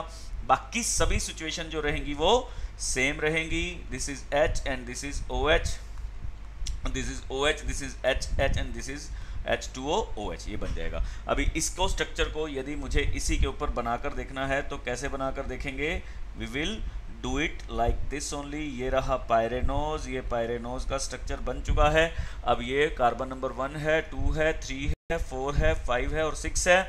यहाँ पर हम कार्बन के इस वे में जो पोजीशंस है उसको अभी सेट करने वाले हैं। तो ये क्या हो जाएगा H और ये क्या हो जाएगा OH। याद कीजिए कि जो अल्फा था उसके नीचे H आया था, यहाँ पर ऊपर H आया। नेचुरली जब ये कार्बन यहाँ पर जाकर सेटल होगा तो दिस इज 1, तो ये कार्बन नंबर 1 है, ये कार्बन नंबर 2 है, ये कार्बन नंबर 3 है, ये 4 है और ये 5 है। तो इसी के बेसिस पर हमने इसको सेट किया। इधर क्या आएगा, now this is H OH and H, यहाँ पर OH H, यहाँ पर OH सॉरी H और OH और यहाँ पर क्या आएगा H और यहाँ पर क्या आएगा CH2OH। ये आपका सारी की सारी पोजीशंस जो है वो बन चुकी होंगी। अब even alpha and beta structure, तो बीटा स्ट्रक्चर और अल्फा स्ट्रक्चर के बीच में यदि एक कंपैरिजन करें तो कंपैरिजन को देखते हैं कि which one is the more stable, सबसे ज़्यादा स्टेबल स्ट्रक्चर कौन सी है। तो यहाँ पर मैं अभी जो स्ट्रक्चर बना रहा हूँ उस पॉइंट को देखिएगा कि ये स्ट्रक्चर कैसी है, ये अल्फा है या बीटा है। पॉइंट को देखते हैं।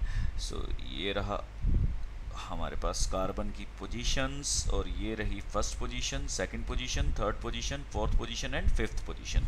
तो यहाँ पर यदि OH इधर है, H इधर है, OH इधर है, H इधर है, this is H and this is OH, this is OH, this is H and this is H and this is CH2OH। ठीक है, तो ये हमारे पास सारी की सारी स्ट्रक्चर आ गई है। अब अगर मैं इसका नाम रखूं तो नाम क्या होगा, कंप्लीट नेम। अगर अब शायद आप सभी को कंप्लीट नेम इसके बारे में पता चल गया होगा। The complete name will be that is we can say the alpha, क्योंकि ये नीचे की तरफ है, राइट साइड में आएगा अल्फा डी पॉजिटिव ग्लूको पायरेनोज। तो ये हमारे पास कंप्लीट स्ट्रक्चर हो गई ग्लूकोज की, जो अल्फा स्ट्रक्चर है। Now we will form the beta structure. अब बीटा स्ट्रक्चर की बात करते हैं। सो सेम वे में इसी पॉइंट को मैं फिर से यहाँ पर आपके सामने रख रहा हूँ, इसी स्ट्रक्चर को फिर से बना रहे हैं। देखिए फ़र्क देखिए कि कहाँ पर आएगा। मैं थोड़ा सा कोशिश करूँगा कि जो चेंज करूँ वो कलर को थोड़ा सा चेंज करके उसको दिखाने की कोशिश करेंगे कि क्या है। Now OH here and H here, ठीक है। बाकी सारा का सारा जो पॉइंट है वो सेम रहेगा, सब कुछ सेम रहेगा, उसमें कोई भी चेंजेस आपको देखने को नहीं मिलेंगे। बाकी सब चीज़ें सेम रहेंगी, वो मैं एज इट इज़ लगा रहा हूँ। OH H, this is H, this is OH and this is OH and this is H and this is H and this is CH2OH। ये मेरे पास जो है अभी स्ट्रक्चर जो है बन जाएगा। नाउ अकॉर्डिंग टू दिस अगर इसका नाम देखें तो नाम रहेगा that will B beta D positive ग्लूको pyranose, क्योंकि सिर्फ इस पॉइंट के अलावा, फर्स्ट नंबर कार्बन के अलावा यहाँ पर कोई भी ऐसा पोर्शन नहीं है जिसके अंदर कोई चेंजेस और आए हों। तो बाकी सब कुछ सेम है। तो अब आप बता सकते हैं कि कौन सबसे ज़्यादा स्टेबल है, which structure is more stable. ठीक है, सबसे ज़्यादा स्टेबल कौन सी होती है। तो actually the beta one is more stable. अब उसके पीछे रीज़न क्या है, उसके पीछे जो रीज़न है वो है इसके बड़े बड़े मॉलिक्यूल्स का होना। अगर मैं अल्फ़ा की बात करूँ तो अल्फ़ा के अंदर जो बिग बिग मॉलिक्यूल है ये बिल्कुल एक दूसरे के पास पास आ जाते हैं, जिसके कारण यहाँ पर रिपल्सिव फोर्सेस जो है, ठीक है, रिपल्सिव फोर्सेस जो है ये बढ़ जाती है, इंक्रीज हो जाती है। बट यहाँ पर क्या है, एक OH मॉलिक्यूल ये पड़ा हुआ है और एक ये पड़ा हुआ है, तो इनके बीच में अच्छा खासा गैप है, जिसके कारण लेस रिपल्शन होता है या रिपल्शन होता ही नहीं है, जिसकी वजह से ये ज़्यादा स्टेबल हो जाती है। तो beta one is more stable then alpha. ठीक है, अल्फ़ा से ज़्यादा जो स्टेबल हो जाती है वो बीटा जो है वो स्टेबल हो जाएगी। क्लियर हुई बात। ठीक है, इसको हमने समझना है। सो ये हमारे पास स्ट्रक्चर रही सारी, यहाँ पर आप देख सकते हैं सारी की सारी स्ट्रक्चर जो अभी हमने की है। Now consider is this is a D glucose और डी ग्लूकोज है। अगर एक्चुअली पूरी स्ट्रक्चर बनाएं तो पूरा नाम लिखें इसका, तो पूरा नाम क्या लिखा जाएगा, द नेम विल बी ऐसा कि आप देख पा रहे हैं दिस इज OH ऊपर है और ये नीचे है, तो ये बनेगी बीटा, दैट इज D है तो D एंड पॉजिटिव, और ये ग्लूको ग्लूकोपायरेनोज, क्या बनेंगे, ग्लूकोपायरेनोज। और इस वे में हमने इसकी अरेंजमेंट की है, ये हम अभी सारा का सारा पढ़ चुके हैं यहाँ पे। नाउ सेम वे में फ्रक्टोज है, फ्रक्टोज को बस यहाँ पर कंसीडर करेंगे, सेम वे में हर चीज़ वही चलेगी। इस फ्रक्टोज का जो फॉर्मूला है दैट इज C6H12O6, इसके अंदर कीटोन ग्रुप प्रेजेंट होता है। कीटोन ग्रुप की खास बात ये होती है, कीटोन ग्रुप जो है वो हमेशा जो सेंटर में लगता है, यानी कि बीच में लगेगा, एक्सट्रीम पॉइंट पर नहीं लगेगा। पर एल्डिहाइड कीटोन्स, एल्डिहाइड जो होते हैं या कार्बोक्सिलिक एसिड्स होते हैं, ये एक्सट्रीम पॉइंट्स पर लगते हैं। स्ट्रेट चेन में है, वही सब कुछ है। It belongs to the D series and it is a laevo rotatory compound, ठीक है। डी सीरीज का मतलब है जो वही फाइनल सेकंड लास्ट कार्बन की कॉन्फ़िगरेशन है, OH आपको राइट साइड पे मिलेगा। लीवो रोटेटरी होते हैं, जो लीवो रोटेटरी यानी कि नेगेटिव, जो प्लेन पोलराइज लाइट को टुवर्ड लेफ्ट जो है वो टिल्ट करते हैं, so they are like that only. ये इस तरीके के कंपाउंड्स होते हैं जो नेगेटिव होते हैं। It is also exist in 2 cyclic form which are obtained by the addition of OH C5 and C to C double bond O group, ठीक है। तो ये 2 साइक्लिक फॉर्म में मिलता है, वही अल्फा और बीटा जो अभी हमने देखा। अल्फा यदि OH राइट साइड पर होगा तो ये आपको अल्फा फॉर्म में करेगा, और OH अगर लेफ्ट साइड पर होगा तो ये आपको बीटा फॉर्मेशन करेगा। और जो ये डेरिवेटिव्स होते हैं, रिंग फॉर्म जो होती है इनकी form, the member ring is name as furanose, उसको हम फ्यूरेनोज बोलते हैं। So this is furan actually. यहाँ पर आप देखेंगे कि जो कार्बन की संख्या 1 2 3 4 मिलेगी, हमने पायरेनोज में देखा था, वहाँ पर उसकी जो संख्या थी 5 थी, यहाँ पर 4 है। अब कार्बन तो सेम है, कार्बन की संख्या यहाँ पर ग्लूकोज में तो 6 है। अब उसको कैसे रखेंगे, सेम वे में यहाँ पर रखते हैं। यहाँ पर देखिए this OH in the left side, तो ये लेफ्ट साइड पर है, लेफ्ट साइड पे तो ये बीटा, OH राइट साइड पे है, तो that is the alpha structure. अब उसी वे में कार्बन, हमने कार्बन को ही जोड़ना है, तो कार्बन को हमने 5th कार्बन के साथ उसी वे में, उसी लिंकेज के साथ ये कैटल, हेमी कैटल की फॉर्मेशन करता है। वो कीटोन से कैटल बनता है और एल्डिहाइड से एसिटल बनता है, हेमी एसिटल की फॉर्मेशन, और दिस इज हेमी कैटल की फॉर्मेशन हो रही है, ठीक है। सेम वे में कार्बन नंबर 1 2 3 4, तो उसी के बेसिस पर हमने यहाँ पर इसको रखा 1 को। जब हमने अल्फा की बात की तो अल्फा ये राइट साइड पे है, तो देखिए ये नीचे की तरफ आया CH2OH, तो यहाँ पर ये फर्स्ट कार्बन, जो रिंग का फर्स्ट कार्बन ये है, और एक्चुअली जो हमने लगाना है उसका फर्स्ट कार्बन ये बनेगा। सो this is the first carbon, ये ऊपर की तरफ आएगा, यानी कि ये ऊपर ये नीचे, सेम वे में सारी की सारी पोजीशंस आप इस वे में लगा सकते हैं। This is the 6th carbon है CH2OH एज इट इज आपको नजर आ रहा है। दिस इज द बीटा 1, ये नेगेटिव वाले ज्यादा स्टेबल रहते हैं, तो this is negative D formation, हमने सारी की सारी बात कर ली है। वहां पर पायरेनोज लगा था, यहाँ पर फ्यूरेनोज लगा है, बाकी सब स्ट्रक्चर सेम है। जो डाइसैकेराइड्स है वो इस बार आपके सिलेबस में नहीं है, बट फिर भी हम देख लेते हैं डाइसैकेराइड्स क्या होते हैं। डाइसैकेराइड जो होते हैं जिसके अंदर एटलीस्ट 2 जो है मोनोसैकेराइड्स की यूनिट्स होते हैं, जिसके अंदर जो जिस लिंकेज से वो कनेक्ट होंगे उसको ग्लाइकोसिडिक लिंकेज होंगी। ये लिंकेज जब बनेगी तो एक वाटर का मॉलिक्यूल हमेशा वहाँ पर रिलीज होता दिखाई देगा, ठीक है। और ये बाहर माल्टोज, तो माल्टोज के अंदर इस लिंकेज को हम क्या बोलते हैं, this is called the glycosidic linkage. यहाँ पर जब भी आप बात करें दिस इज अल्फा, तो OH कहाँ आएगा, नीचे की तरफ, this is alpha, this is OH नीचे की तरफ। तो ये आपस में जब ज्वाइन होता है तो एक वाटर मॉलिक्यूल यहाँ से रिलीज करते हैं, और ये जो O है ये इस तरीके की ब्रिज लिंकेज के साथ दोनों के साथ कनेक्ट होता है। इसको हम बोलते हैं ग्लाइकोसाइडिक लिंकेज, ठीक है, ग्लाइकोसाइडिक लिंकेज। ये ग्लाइकोसाइडिक लिंकेज होती है। ग्लाइकोसाइडिक लिंकेज के अंदर हम देखते हैं कि जब भी ग्लूकोज यानी कि कार्बोहाइड्रेट्स मॉलिक्यूल बनता है उतनी उसमें ग्लाइकोसाइडिक लिंकेज आपको देखने को मिलती है। ये लैक्टोज है, जनरल ओवरव्यू आप देख लीजिए। पॉलीसेकेराइड्स जैसे ये भी आपके सिलेबस से कट चुका है, तो आप बस इसको जनरल ओवरव्यू में ले सकते हैं। नेक्स्ट जो है वो हमारे पास प्रोटीन्स है। प्रोटीन्स जो होते हैं, protein as the most abundant biomolecule, हमारे बॉडी के अंदर सबसे ज़्यादा पाए जाने वाले जो पार्ट होते हैं वो प्रोटीन्स होते हैं लिविंग सिस्टम के अंदर। ऑल प्रोटीन्स आर पॉलीमर, ये पॉलीमर्स होते हैं, पॉलीमर्स यानी कि मैनी यूनिट्स होती हैं किसकी, अल्फा अमीनो एसिड्स की। अल्फा अमीनो एसिड्स को कंसीडर करते हैं। सो एक छोटा सा एग्जांपल आपके सामने दे रखा है, मैं उसको समझाता हूँ कि अल्फा अमीनो एसिड्स क्या है। कार्बन की 4 वैलेंसीज होती हैं, 1 2 3 4। तो एक तरफ क्या लगा होगा COOH, एक तरफ क्या लगा होगा, उसको पूरा करने के लिए NH2, क्योंकि amino acids, amines group, this is amine group and this is acid group. तो अमीनो एसिड्स आपके सामने है, ठीक है। एक तरफ यहाँ पर लगा होगा H और एक तरफ लगी होगी R की चेन। ये चेन चेंज होती रहेगी, अमीनो एसिड चेंज होता रहेगा। रहेगा।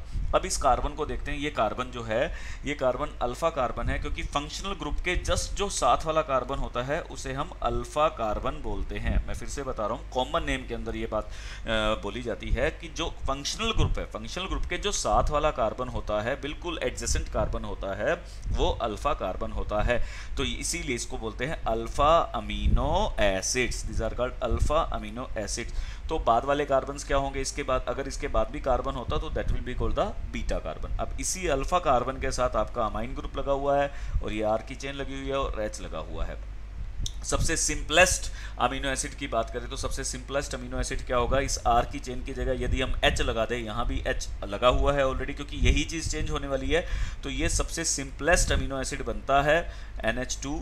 इसको हम बोलते हैं, ये आर जो है ये चेंज हो रहा है। अगर ये जो सबसे सिंपलेस्ट अमीनो एसिड की बात करें, this is the simplest amino acid जिसका नाम है ग्लाइसिन। ये आप याद रख सकते हैं, ग्लाइसिन जो है सबसे सिंपल अमीनो एसिड है अब तक के लिए, ठीक है, जो आपको ध्यान में रखना है। उसके बाद बात करते हैं कि क्लासिफिकेशन ऑफ अमीनो एसिड्स, 3 तरीके से आप इसको क्लासीफाई कर सकते हैं, एसिडिक, बेसिक एंड न्यूट्रल।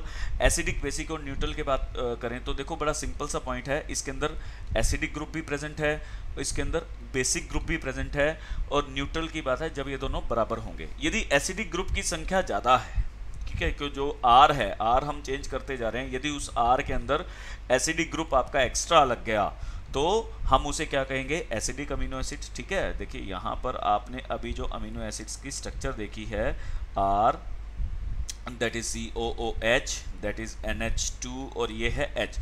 यदि आर में, आर की चेन में यदि आपको अमीनो एसिड ये कार्बोक्सिलिक एसिड नजर आ गया तो कार्बोक्सिलिक एसिड की प्रेजेंस आपको क्या बताएगी कि एक कार्बोक्सिलिक एसिड का फंक्शनल ग्रुप ये पड़ा हुआ है, एक ये पड़ा हुआ है, तो कार्बोक्सिलिक एसिड कितने हो गए, 2, अमीनो एसिड कितना हो गया, 1, तो ऑल वर ये क्या होगा, एसिडिक होगा। तो सेम वे में यदि अमीनो एसिड यहां पर नजर आ गया तो वो क्या होगा, बेसिक होगा। यदि दोनों की संख्या बराबर है, जैसे कि अभी मैंने आपको ग्लाइसिन का एग्जांपल दिया, ग्लाइसिन के अंदर आपने क्या देखा, इधर H है, इधर NH2 है मान लीजिए, और इधर COOH है और इधर भी H है, तो ये भी एक है, ये भी एक है। तो जब इनकी संख्या दोनों की बराबर हो जाएगी तब हम उसे क्या कहेंगे, न्यूट्रल। तो जब एसिडिक वाला पार्ट ज़्यादा है तो एसिडिक है, बेसिक वाला पार्ट ज़्यादा है तो बेसिक है। यदि दोनों बराबर हैं तो वो क्या होंगे, न्यूट्रल अमीनो एसिड्स होंगे।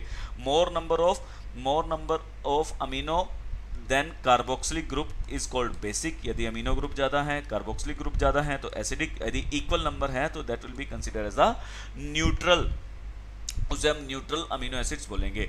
These are water soluble, high melting and high melting solids होते हैं, बिहेव लाइक सॉल्ट्स करते हैं, ये सॉल्ट्स लाइक बिहेवियर होता है इनका। ठीक है, इन aqueous solution the carboxylic group can lose a proton. ये बहुत इंपॉर्टेंट है, इसके ऊपर बहुत बार क्वेश्चन बन चुका है। ज्विटर आयन आपसे क्वेश्चन पूछा जाएगा, what are zwitterion, zwitterion क्या होते हैं। तो ज्विटर आयन का समझने की कोशिश करते हैं। पहले मैं आपको थोड़ा सा एक्सप्लेन कर देता हूँ कि ज्विटर आयन क्या होते हैं, उसके बाद आपको इसकी जो एक्सप्लेनेशन है वो बताऊंगा।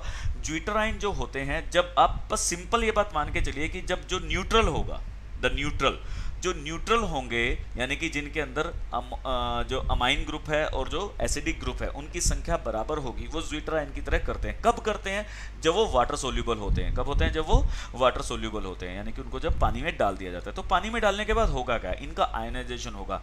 एसिड का नेचर क्या है, H पॉजिटिव को रिलीज करना, और बेस का नेचर क्या है, उसी H पॉजिटिव को एक्सेप्ट करना। जब ये रिलीज करेंगे और एक्सेप्ट करेंगे तो ये कुछ इस तरीके से बिहेव करेंगे, ये इस आयन में कन्वर्ट हो जाएगा इस तरीके के, और ये इस तरीके के आयन में कन्वर्ट हो जाएगा, विद नेगेटिव चार्ज हो जाएगा, विद पॉजिटिव चार्ज, और अल्टीमेटली ये क्या होंगे, न्यूट्रल होंगे। अल्टीमेटली ये न्यूट्रल होते हैं। न्यूट्रल इस वजह से क्योंकि पॉजिटिव और नेगेटिव आयन की जो संख्या है ये बराबर रहती है।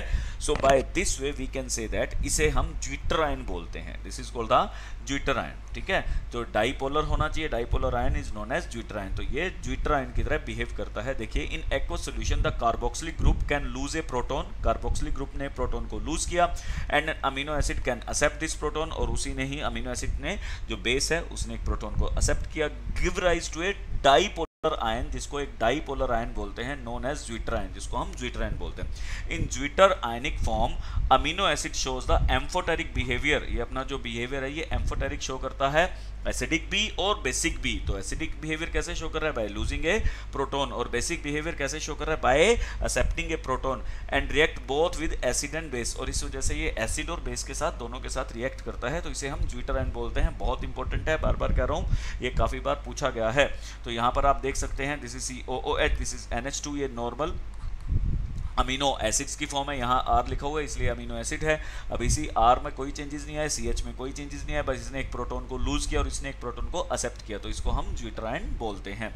नाउ स्ट्रक्चर ऑफ प्रोटीन की बात करते हैं। एक प्रोटीन और दूसरी प्रोटीन जब आपस में एक अमीनो एसिड और दूसरा अमीनो एसिड जब आपस में ज्वाइन करते हैं तो जो बॉन्ड होता है उसे पेप्टाइड बॉन्ड बोलते हैं। ठीक है, आप सिंपल वे में समझ सकते हैं, C और N के बीच में जो बॉन्ड की फॉर्मेशन होगी, that bond is called peptide bond, उसे पेप्टाइड बॉन्ड बोलते हैं।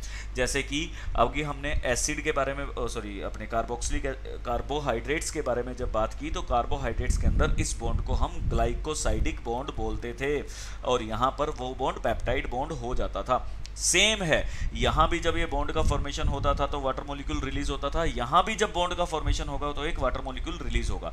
चेक करते हैं कैसे ये अपने बॉन्ड का फॉर्मेशन करते हैं। मैं आपको यहाँ पर एक छोटा सा पॉइंट करके दिखाता हूँ। से दिस इज CH और यहाँ पर क्या होगा NH2 और यहाँ क्या होगा C double bond O and H। ठीक है, और प्लस में एक यहाँ पर और बनाइए, CH है, दिस इज COOH, यहाँ पर N, this is H and this is H। ठीक है, अब ये क्या करेंगे, एक वाटर मॉलिक्यूल जो रिलीज करेंगे, OH कौन देने वाला है? एसिड। अब याद रखिए, एसिड OH दे रहा है और जो बेस है वो H दे रहा है, तो ये दोनों मिलकर क्या देंगे, एक वाटर मॉलिक्यूल रिलीज कर देंगे। जब वाटर मॉलिक्यूल रिलीज करेंगे तो देखिए क्या बनेगा, CH, इस पर कोई चेंजेस नहीं आया है, याद रखिए बिल्कुल सेम है। C डबल बॉन्ड O और ये किसके साथ कनेक्ट हो जाएगा, N के साथ, NH। ये देखो C और N का जो बॉन्ड बन गया bye releasing a water molecule, तो उसे हम क्या बोलते हैं, that is called the peptide bond. ये बॉन्ड क्या बनेगा, पेप्टाइड बॉन्ड के फॉर्मेशन होएगा। से दिस इज द C। ये दिखा नहीं रखा है इसलिए मैंने आपको बताया है, बॉन्ड जो बनता है वो एक्चुअली C और N के बीच में बनता है। ये O जो है ये इस तरीके से डबल बॉन्ड और N के साथ H जो है इस पोजीशन में रहता है, जो बॉन्ड बनता है वो C और N के बीच में बनता है। So that is called the peptide linkage, इसको हम पेप्टाइड लिंकेज बोलते हैं। अब क्लासिफिकेशन करते हैं, बहुत इंपॉर्टेंट क्लासिफिकेशन है यहाँ पे। एक फाइब्रस प्रोटीन है और एक ग्लोबुलर प्रोटीन है। फाइब्रस प्रोटीन जो है वो क्या होते हैं, when the polypeptide chain run parallel and they are held together by the hydrogen and disulphide bond, then the fibre like structure is form.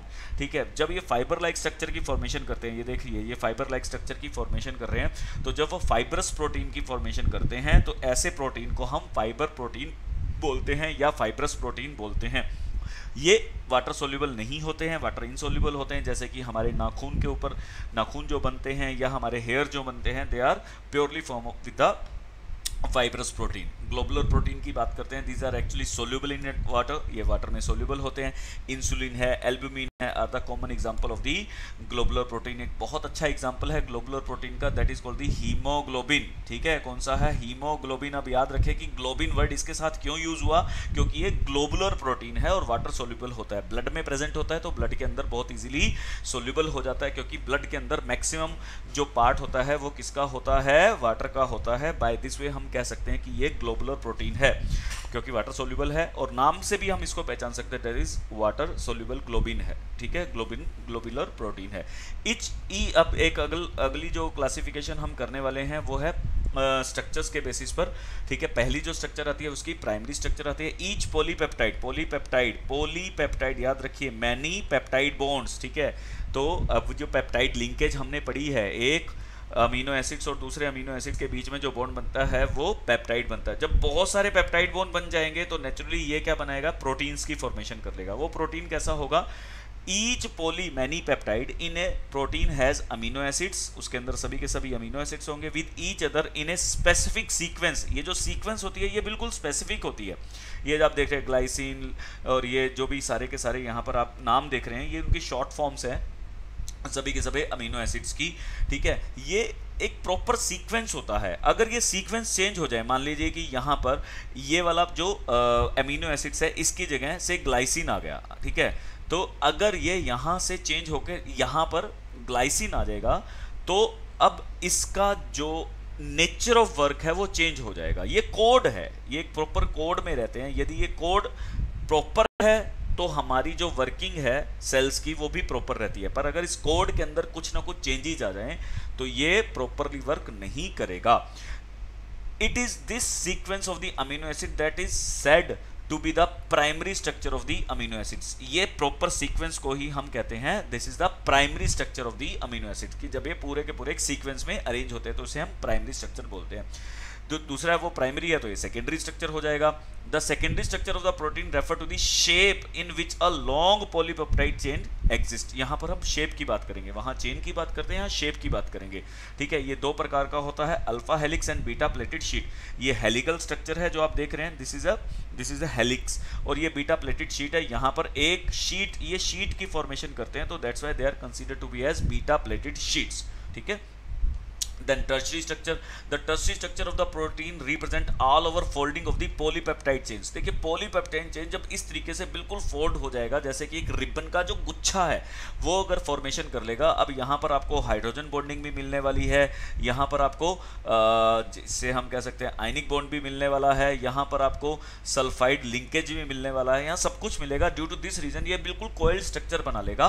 तो इस फोल्डिंग को हम बोलते हैं that is called the tertiary structure of the protein. ठीक है, ये tertiary structure of the protein है। उसके बाद बात करते हैं क्वाटरनरी स्ट्रक्चर। क्वाटरनरी का मतलब ही चार होता है अपने अंदर। Some of the protein are composed of 2 और मोर पॉलीपेप्टाइड चेन्स। अब ये पॉलीपेप्टाइड चेन्स अगर 2 या 2 से ज़्यादा आपस में अटैच हो जाएं, सब यूनिट्स बना लें, द स्पेशल अरेंजमेंट, तो ये स्पेस के अंदर उनका अरेंजमेंट रहेगा subunit with respect to each other is known as quaternary structure. इसको क्वाटरनरी स्ट्रक्चर कहते हैं।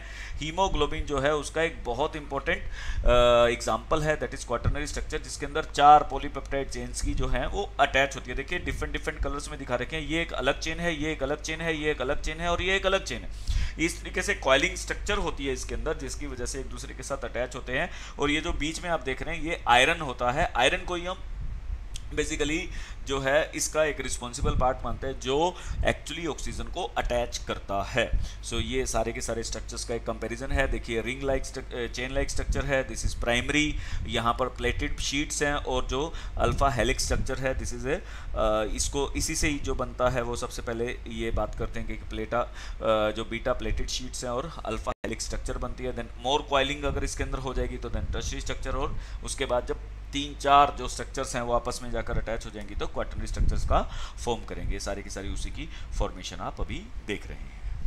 ठीक है, the D nature of protein. D nature of protein का मतलब क्या है? डी नेचर का प्रोटीन का मतलब है कि प्रोटीन अपना जो रोल है यानी कि जो अपना उसका फंक्शन है वो चेंज कर दे, बायोलॉजिकल एक्टिविटी जो है वो चेंज कर दे। Protein are found to be biological system. हमारी बॉडी के अंदर जो भी कोई फंक्शन सेल अरेंज करती है वो सारे के सारे प्रोटीन की वजह से करती है। वो किसकी है? इसकी स्पेशल 3 डायमेंशन स्ट्रक्चर होती है। अगर किसी रीजन की वजह से बेसिकली 2 पॉइंट्स पर काम करता है, one is temperature and one is pH. तो ये दोनों के दोनों फैक्टर यदि चेंज हो जाएं तो प्रोटीन जो है अपनी बायोलॉजिकल एक्टिविटी चेंज कर देता है, खो देता है। ठीक है, और अगर वो नॉर्मली करता है तो उसको नेटिव प्रोटीन बोलते हैं, उसका स्ट्रक्चर नॉर्मल है। ठीक है, जैसे कि फीवर होता है, फीवर में जो पर्सन है उसको भूख नहीं लगती है। कारण क्या है? क्योंकि बॉडी जो चेंज हो जाती है, बॉडी का जो टेम्परेचर है वो चेंज हो जाता है, और जो नेचर ऑफ प्रोटीन है, नेचर ऑफ प्रोटीन उसका नेटिव स्ट्रक्चर है वो चेंज हो गया। यानी कि एंजाइम हमारी बॉडी के अंदर जो वर्क कर रहे हैं वो भी एक तरह के प्रोटीन्स हैं, वो अब प्रॉपरली वर्क नहीं कर रहे हैं, एंजाइम्स प्रॉपरली वर्क नहीं कर रहे हैं, वो प्रॉपरली फंक्शनिंग परफॉर्म नहीं कर पाएंगे, जिसकी वजह से जैसे खाना जो है वो डाइजेस्ट नहीं हो पाएगा और उसे भूख नहीं लगती है सबसे पहले। तो when a protein in its native form is subjected to physical change, यदि उसके अंदर कोई फिजिकल चेंज आते हैं, lose its biological activity called denaturation of protein. Protein का डीनेचुरेशन हो गया। आगे विटामिन्स की बात करते हैं। Certain organic compound that are required in a small amounts in our diet but deficiency cause the specific disease called vitamins। ठीक है, इसका जो नाम है पहले थोड़ा सा रखते हैं, that is called the vitamins. Vital amines थे, ये वाइटल सब्सटेंसेस थे, वहीं से इसका नाम पड़ा था वाइटामिन्स। ठीक है, तो इसको इसी वे में बोला जाता है वाइटामिन्स, क्योंकि ये ऑर्गेनिक सब्सटेंस थे। पहले इसे अमाइंस ही समझा जाता था, बट बाद में इसको देखा गया कि ये ट्रेसिस में चाहिए होते, बहुत कम क्वांटिटी में चाहिए होते, पर जब अगर इसकी डेफिशिएंसी हो जाए बॉडी के अंदर तो ये बहुत ज़्यादा प्रॉब्लम कॉज करते हैं, तो इसका नाम रखा गया वाइटामिन्स। क्लासिफिकेशन 2 तरह की होती है, fat soluble and water soluble. जो फैट सोल्यूबल होते हैं वो होते हैं ADE के, याद रखना है ए डी ई के, vitamin A, vitamin D, vitamin E और विटामिन के, ये सारे के सारे फैट सोल्यूबल हैं। इसके अलावा जितने भी हैं वो वाटर सोल्यूबल हैं। सबसे अच्छा वाटर सोल्यूबल बी है। हम यूजली घरों के अंदर ये एक टैबलेट मिलता है जिसको हम बोलते हैं विटामिन बी कॉम्प्लेक्स, ठीक है। बी कॉम्प्लेक्स इसलिए क्योंकि विटामिन बी एक नहीं है, B1, B2, B3, B12, B, इस तरीके से काफ़ी लंबी एक चेन है, तो उसी हम बी कॉम्प्लेक्स बोलते हैं, ठीक है। न्यूक्लिक एसिड बेसिकली क्या है, the particles of the nucleus, ये न्यूक्लियस में मिलता है। किसके न्यूक्लियस में मिलता है? सेल के न्यूक्लियस में मिलता है। और किस चीज़ के लिए रिस्पॉन्सिबल है? It is responsible for the heredity, यानी कि ये जेनेटिक इन्फॉर्मेशन जो है अपने अंदर रखता है। जेनेटिक इन्फॉर्मेशन का मतलब है कि जब पेरेंट्स से ऑफस्प्रिंग में, यानी कि जो पेरेंट्स है, पेरेंट्स से बच्चों के अंदर जो गुण है या करेक्टरिस्टिक्स है जो ट्रांसफर होते हैं, ये उसके लिए रिस्पॉन्सिबल होता है, दैट इज न्यूक्लिक एसिड। किस फॉर्म में प्रेजेंट होता है? क्रोमोसोम्स के फॉर्म में ये हमारी न्यूक्लियस के अंदर प्रेजेंट होता है। कौन कौन से पार्ट्स होते हैं इसके? 2 टाइप्स होते हैं, जो डीएनए एंड आरएनए। ये बहुत इंपॉर्टेंट क्वेश्चन बनता है यहाँ पे कि डीएनए एंड आरएनए की फुल फॉर्म क्या है। मैं कोशिश करूंगा कि यहाँ पे स्ट्रक्चर की हेल्प से आपको समझा सकूं कि डीएनए और आरएनए में क्या डिफरेंस होता है। तो सबसे पहले आप उसे समझिए कि ये होता है डीएनए का एक पार्ट, जो मैं अगर इसको डिफरेंशिएट करूं, दैट इज डी। ये 3 पार्ट से मिलकर बनता है oxy and ribonucleic acid. So D and oxy, D का मतलब होता है रिमूवल एंड ऑक्सी का मतलब होता है किस चीज का रिमूवल? ऑक्सीजन का रिमूवल, डी ऑक्सी। एंड आगे बिल्कुल सेम है, दैट इज राइबोन्यूक्लिक एसिड, ठीक है। तो राइबोन्यूक्लिक एसिड में से ऑक्सीजन का जब रिमूवल हो जाता है तब हम उसे डीएनए बोलते हैं। यहाँ पर डीएनए है, यानी कि डीएनए के अंदर एक ऑक्सीजन जो है वो रिमूव हो जाती है, डीऑक्सी हो जाती है। But what about RNA? RNA is a ribonucleic acid. तो ये बिल्कुल सही है। आपको इसके नाम भी अच्छे से पता होने चाहिए क्योंकि ये क्वेश्चन कई बार पूछ लिया जाता है, तो अच्छे से समझना है। तो न्यूक्लिक एसिड के ये 2 पार्ट्स होते हैं जिसके अंदर डीएनए आरएनए है, जो हम आगे थोड़ा सा डिटेल में पढ़ेंगे और इसको बनाने की कोशिश करेंगे। अब बात करते हैं, मैं आपको ऑलरेडी बता चुका हूं कि न्यूक्लिक एसिड्स क्या होते हैं। जैसे कि यहाँ पर न्यूक्लिक एसिड है, तो यदि इसी न्यूक्लिक एसिड्स के अंदर जो प्रेजेंट क्या होते हैं, दीज आर द पॉलीमर, यानी कि ये पॉलीमर्स होते हैं। बहुत बड़ी चेंज होती है किसकी? न्यूक्लियोटाइड्स की, ठीक है। न्यूक्लियोटाइड की पॉलीमर चेंज होती है और इसी वजह से इसे पॉलीन्यूक्लियोटाइड्स भी बोलते हैं। अब हमारा जो बेसिक टारगेट क्या है, हमें न्यूक्लियोटाइड की फॉर्मेशन करनी है। देखिए ये एक चेन चलता है। चेन की बात मैं आपको बता दूं कि सबसे पहले आपको क्या बनाना है? न्यूक्लियोसाइड्स बनाना है। सबसे पहले हम न्यूक्लियोसाइड्स बनाएंगे। इस एस पर कॉन्सेंट्रेट कीजिएगा, एस, न्यूक्लियोसाइड्स। न्यूक्लियोसाइड से बनेगा न्यूक्लियोटाइड, ठीक है। अब S के बाद T आ गया, क्योंकि ये बहुत बार क्वेश्चन पूछा जाता है कि आपसे पूछ लिया जाएगा कि न्यूक्लियोसाइड का स्ट्रक्चर बताइए या न्यूक्लियोटाइड का स्ट्रक्चर बताइए, और इसके बाद आपको अल्टीमेटली मिलता है न्यूक्लिक एसिड, ठीक है। उसके बाद आपको मिलेगा nucleic acid which is the polymer of nucleotide. जो पॉलीमर होगा न्यूक्लियोटाइड का, मतलब बहुत सारे न्यूक्लियोटाइड मिलके आपको न्यूक्लिक एसिड देंगे। तो इस पॉइंट को समझना, ये एक चेन चलता है न्यूक्लियोसाइड। तो आप इसको याद रखना, बहुत ही आसानी से याद रख सकते हैं। जैसे S, अल्फाबेटिकली S जो है वो पहले आता है और S के बाद T आता है, ठीक है। तो S और T का कॉम्बिनेशन आपको याद रखना है, ST।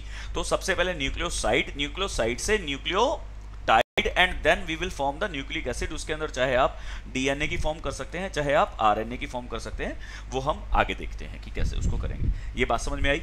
अब बात करते हैं कि हमें क्या क्या चाहिए, रिक्वायरमेंट क्या है न्यूक्लिक एसिड की फॉर्मेशन के लिए। न्यूक्लिक एसिड की फॉर्मेशन के लिए जैसे एक रॉ मटेरियल है, या जब भी हम कुछ बना रहे होते हैं तो we just required some raw material. तो यहाँ पर हमें रॉ मटेरियल की जो जरूरत होती है वो कौन से हैं? This is ribose sugar. एक बेस चाहिए। ये बेस क्या होता है? नाइट्रोजनस बेस होते हैं, यानी कि इनके अंदर नाइट्रोजन प्रेजेंट होती है, तो इसे हम नाइट्रोजनस बेस होते हैं। ये 5 होते हैं अपने आप में, ठीक है। आपको सिर्फ इनके नाम याद रखने हैं कि ये होते क्या हैं, बस इसकी स्ट्रक्चर्स को आपको फोकस नहीं करना है, बस बेस के नाम याद रखने हैं।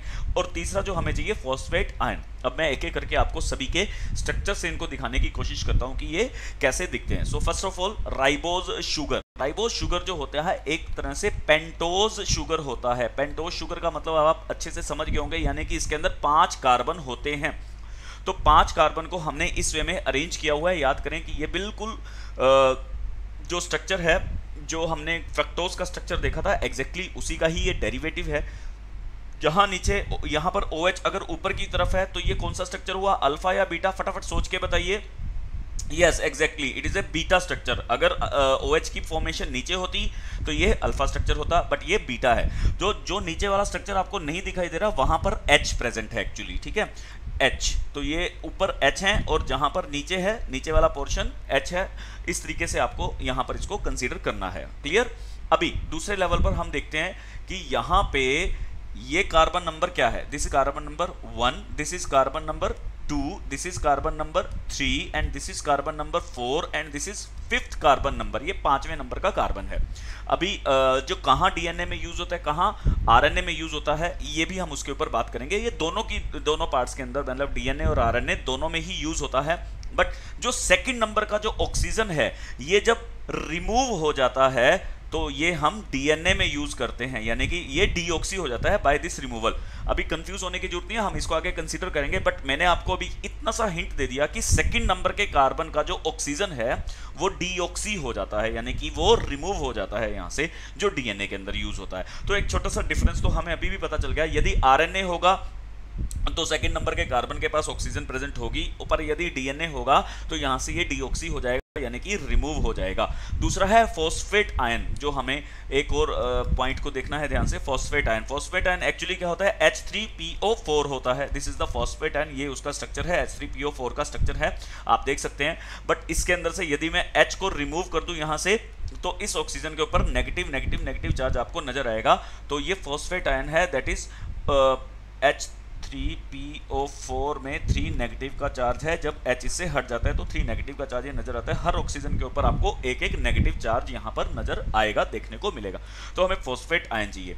और जो तीसरा हमें चाहिए वो चाहिए नाइट्रोजनस बेस। ये आपके आगे बेसिस हैं, जो 5 तरह के बेसिस जो मैंने आपको बताया था, नाइट्रोजनस बेस हैं। आप देख रहे हैं हर किसी के अंदर बेस प्रेजेंट है। और इस नाइट्रोजन को बड़ा ध्यान से देखिएगा, नाइट्रोजन के साथ जो है हाइड्रोजन अटैच्ड है यहाँ पे, ठीक है। तो कौन कौन से बेसिस हैं एक बार उनको देखते हैं। फर्स्ट है adenine, guanine, cytosine, thymine and uracil. आप कहेंगे कि इनके नाम तो बड़े मुश्किल हैं, आपको इनके फर्स्ट लेटर को याद रखना है और बहुत इजीली याद हो जाएंगे। जैसे कि डीएनए की बात करते हैं, डीएनए में 4 बेस यूज होते हैं। ये 4 बेस डीएनए में यूज होते हैं, वो कौन से हैं, adenine, guanine, cytosine and thiamine, ठीक है। AGCT, ठीक है, AGCT। तो आपको इसको इसी तरीके से याद रखना है। इसके जो कैपिटल लेटर्स यहाँ पर दिखा रखे हैं वो इसी वे में यूज होते हैं, इसीलिए इसको ऐसे ही दिखा रखा है, दैट इज AGCT। तो adenine, guanine, cytosine and thymine. But अगर हम आरएनए की बात करें तो थायामीन की जगह यूरेसिल यूज हो जाता है, तो यहां पर आप करेंगे AGCU हो जाएगा। तो बाकी सभी 3 तो सेम रहते हैं और एक चेंज हो जाता है। तो ये हमें दूसरा डिफरेंस पता चल गया between the RNA and DNA, कि जो बेस यूज होता है वो डीएनए के अंदर थायामीन होगा और आरएनए के अंदर यूरेसिल होगा। बाकी सभी के सभी जो बेसिस होते हैं वो दोनों में सिमिलर होते हैं, सेम होते हैं। तो ये हमारे पास बेसिस भी हो गए। अभी हम तीनों तरह के मटेरियल्स की बात कर चुके हैं जो एक न्यूक्लिक एसिड की फॉर्मेशन में चाहिए। हमने राइबोस शुगर को भी देखा, हमने बेस को भी देखा और फॉस्फेट आयन को भी यहाँ पर कंसीडर किया। तो ये तीनों तरह के बेसिस अब हम देख चुके हैं। अब हम बात करते हैं कि उनके ऊपर लगता कैसे है। तो जैसा कि मैंने आपको बताया कि हमारी जो पहली रिक्वायरमेंट्स बनाने के लिए न्यूक्लिक एसिड की रहेगी, हमें न्यूक्लियोसाइड की फॉर्मेशन करना है। तो ये रहा nucleoside. So this is side, S को हम थोड़ा सा यहाँ पर देख रहे हैं, एस। अब ये आपका बेस है, this is the ribose sugar है। सो आप इसको थोड़ा सा ध्यान से देखिए, this is the ribose sugar, pentose sugar है, जो इस फर्स्ट कार्बन के ऊपर यहां पर अब किसकी अटैचमेंट आपको दिखाई दे रही है, बेस की अटैचमेंट दिखाई दे रही है। जब फर्स्ट कार्बन के ऊपर बेस जो है आकर अटैच हो जाता है तब हम उसे क्या बोलते हैं, this is called the nucleoside, ठीक है। बस इतना सा ही फर्क है, इसमें वो कोई चेंजेस नहीं है। बस यहां पर अब हम धीरे धीरे इन तीनों को अटैच करने वाले हैं। तो जब शुगर प्लस बेस यहां पर आपको अटैच होता दिखाई देगा तब हम उसे क्या कहेंगे, that will be consider as the, कि यहां पर अब हम इसे न्यूक्लियोसाइड बुलाना शुरू कर देंगे। बेस कोई भी हो सकता है, यहां पे 5 में से कोई भी बेस हो सकता है। हाँ, ये बात याद रखनी है कि यदि डीएनए होगा तो कौन कौन से बेसिस होंगे, यहां पर A, G, T and C, ये 4 बेस होंगे। और आरएनए होंगे तो जहां पर T यूज हुआ है वहां पर यूरेसिल यूज होगा। बाकी सभी के सभी जो बेसिस हैं वो सेम रहेंगे, बस यहां पर आपको बेस की अटैचमेंट करके दिखानी है। अब बात करते हैं कि बेस की अटैचमेंट आपको करके कैसे दिखानी है। तो यहां पर ये वाला हमारा जो शुगर का मॉलिक्यूल है, हमें कुछ इसको इस वे में बनाना है। ये शुगर का मॉलिक्यूल है, ये रहा, ठीक है, आप इसको ध्यान से समझते जाइए। यहाँ पर O है। अब देखिए कि यहाँ पर क्या था, OH। मैंने आपको पहले कहा था कि हमने अल्फा वाला नहीं यूज करना है, बीटा वाला यूज करना है। यहाँ H है, यहाँ OH है, सेकंड नंबर का कार्बन है, यहाँ भी OH है, सेकंड नंबर का कार्बन है, यहाँ पर H है और यहाँ है CH2OH। बड़े ध्यान से समझते जाना इस चीज को कि क्या है। यहाँ पर अगर आपको याद हो तो हर बेस के अंदर, यहाँ पर हर बेस के अंदर मैंने आपको NH की एक यहाँ पर एक फॉर्मेशन दिखाई थी कि N के साथ हमेशा H जो है वो हमेशा आपको दिखेगा, N और H। अभी इसी NH का मुझे प्रयोग करना है। कोई भी बेस अगर मैं लूंगा तो बेस के अंदर आपको N और H का यहां पर कॉम्बिनेशन दिखाई देगा। अब इस NH का रोल क्या है, N और H का कॉम्बिनेशन से ये जो कार्बन एटम जिसके साथ OH अटैच है, ये एक वाटर मॉलिक्यूल जो है ये यहां से रिलीज कर देंगे और N की अटैचमेंट किसके साथ हो जाएगी, कार्बन के साथ हो जाएगी। Now they will consider as the. देखिए अब ये कैसे अपने साथ इसको जोड़ लेगा, लाइक दिस। ये अब आपको यहां पर जो मैं दिखाने की कोशिश कर रहा हूं, ये कुछ अभी जो शुगर था बेस के साथ किस वे में जुड़ जाएगा, ये कार्बन है, कार्बन के साथ अब यहां पर N का अटैचमेंट होगा। ये कोई भी बेस है क्योंकि हर बेस के अंदर कार्बन तो यूज हुआ ही हुआ है, तो ये एक ही यूनिट है। मैंने यहां पर सिर्फ आपको बॉन्ड दिखाने के लिए सब कुछ किया। ये कार्बन और N के बीच में जैसे ही बॉन्ड बना तो इस बॉन्ड को मैं क्या बोलूंगा, this is called the peptide bond. तो इनके बीच में पेप्टाइड बॉन्ड बन चुका है और अटैचमेंट हो चुकी है बेस की शुगर के साथ। तो बेस की शुगर के साथ जो अटैचमेंट हो चुकी है by removal of a water molecule, एक वाटर मॉलिक्यूल का रिमूवल के साथ, तो पेप्टाइड बॉन्ड जब बन चुका है तो इस पर्टिकुलर स्ट्रक्चर को मैं न्यूक्लियोसाइड बोलूंगा। याद रखिएगा, अभी जब दो चीजें यहां पर अटैच हो गई हैं तो उसे हम न्यूक्लियोसाइड बोलते हैं। This is the nucleoside. तो ये आपको पर्टिकुलरली इसकी एग्जैक्ट फॉर्मेशन दे रखी है। This is carbon and this is nitrogen, और ये नाइट्रोजन जो है जो इसके साथ बॉन्ड बना है by removal of one water molecule जो है यहां पर हो चुका है। ठीक है, बाकी किसी स्ट्रक्चर में कोई भी चेंजेस नहीं हुआ। ये क्या बना हमारा न्यूक्लियोसाइड। तो फर्स्ट कार्बन का जो पार्ट है वो इस तरीके की जो रिएक्शन है उसमें टेक पार्ट करता है, फर्स्ट कार्बन का, याद रखिएगा। तो ये हमने अभी देखा कि वो कैसे करता है। अभी बात करते हैं न्यूक्लियोटाइड की। तो देखिए हमें रॉ मटेरियल हमारे पास 3 थे, 2 हम ऑलरेडी अटैच कर चुके हैं, बेस अटैच कर दिया, शुगर अटैच कर दिया। अभी जो 5वें नंबर का कार्बन है, 5वें नंबर के कार्बन के साथ हमें किसे अटैच करना है, फॉस्फेट आयन को अटैच करना है। और जैसे ही फॉस्फेट आयन इसके साथ अटैच हो जाएगा मतलब कि हमारा न्यूक्लियोटाइड जो है वो बनकर तैयार हो जाएगा। This is the complete structure of the nucleotide. बस आपको कुछ भी नहीं करना है, आपको यहाँ पर न्यूक्लियोटाइड का फॉर्मेशन करना है। अभी थोड़ा सा उसको भी देखते हैं कि यहाँ न्यूक्लियोटाइड में किस किस का बॉन्ड का फॉर्मेशन हुआ। यहाँ पर ऑक्सीजन और कार्बन जो है वो आपस में बॉन्ड का फॉर्मेशन करते हैं। याद रखिए, ऑक्सीजन एंड कार्बन। अब ऑक्सीजन और कार्बन का बॉन्ड का फॉर्मेशन भी क्या वाटर की रिमूवल से होता है? यस, एग्जैक्टली वाटर की रिमूवल से होता है। उस चीज को भी कंसीडर करते हैं, उस चीज को भी देखते हैं कि कैसे। मैं यहाँ पर फिर से जो है आपको शुगर का जो फॉर्मेशन है वो बनाकर दिखाता हूँ ताकि ये आपको जो स्ट्रक्चर है बहुत अच्छे से याद हो जाए। ठीक है, ये रहा आपका पेंटोज शुगर, यहाँ पर OH था और OH ने यहाँ पर H के साथ बॉन्ड का फॉर्मेशन किया और यहाँ पर आपका बेस जो है वो अटैच हो गया।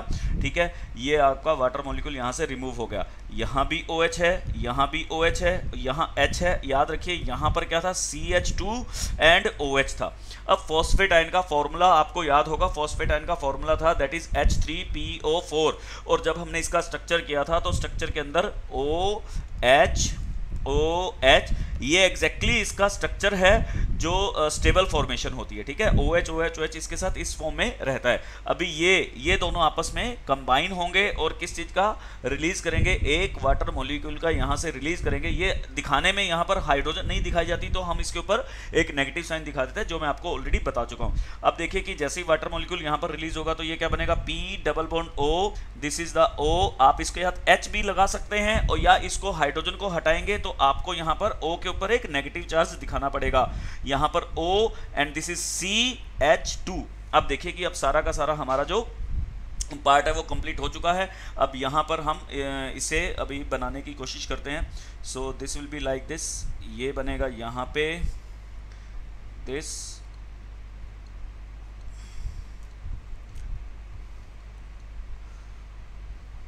ठीक है, ये बन चुका है, ये बन चुका है, ये बन चुका है। और यहाँ पर आप इसको थोड़ा सा यूं दिखा दीजिए, ये रहा। ठीक है, यहाँ पर आपका बेस लग चुका है, यहाँ पर फॉस्फेट आयन लग चुका है, फॉस्फेट आयन ये पड़ा हुआ है, this is the phosphate ion, this is base OH, यहाँ पर H और H, और यहाँ पर आपका ये कंप्लीट राइबोस शुगर के साथ बेस राइबोस शुगर देखिए तीनों पार्ट लग चुके हैं, बेस लग चुका है, राइबोस शुगर लग चुकी है और यहाँ पर आपका फॉस्फेटाइन भी लग चुका है। अभी जब तीनों के तीनों लग जाते हैं तो हम इसे क्या कहेंगे, न्यूक्लियोटाइड। अब ये टाइड की फॉर्मेशन में आ चुका है तो इसे हम न्यूक्लियोटाइड बोलेंगे जब ये तीनों के तीनों फॉर्मेशन आप यहाँ पर देख चुके हैं by removal of one water molecule, तो ये आपका न्यूक्लियोटाइड बन चुका है।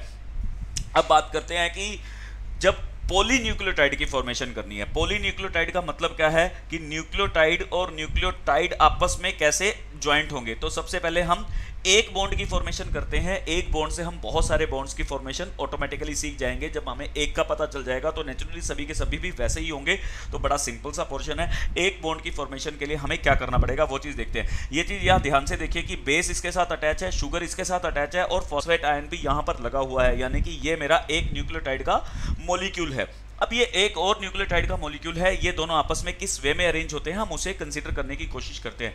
यहां पर लिखा हुआ है फॉस्फोडाइएस्टर, यानी कि फॉस्फोडाइएस्टर, फॉस्फो और एस्टर, डाइएस्टर की यहां पर फॉर्मेशन होगी, लिंकेज होगा किसके बीच में, 5' और 3' के बीच में, ठीक है। अब बात करते हैं कि 5' और 3' क्या है। कार्बन नंबर ये क्या है, this is the 1, this is 2 and this is 3 and this is 4 और ये 5 नंबर का कार्बन है।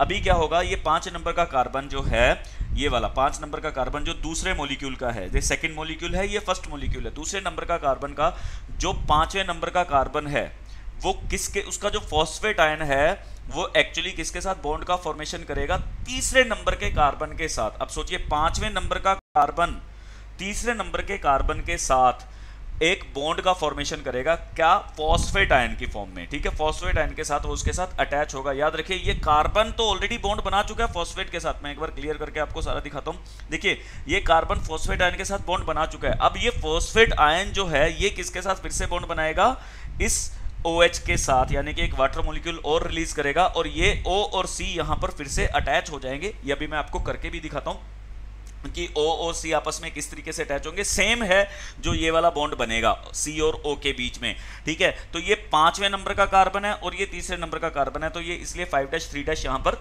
वर्ड जो है वो यूज किया हुआ है, ठीक है। तो हम एक बार उसको देखते हैं, कंसीडर करते हैं कि ये कैसे हुआ होगा, ट्राई करते हैं उसके लिए। तो देखिए कि यहाँ पर आपका जो वही फॉस्फेट आयन था दैट इज P।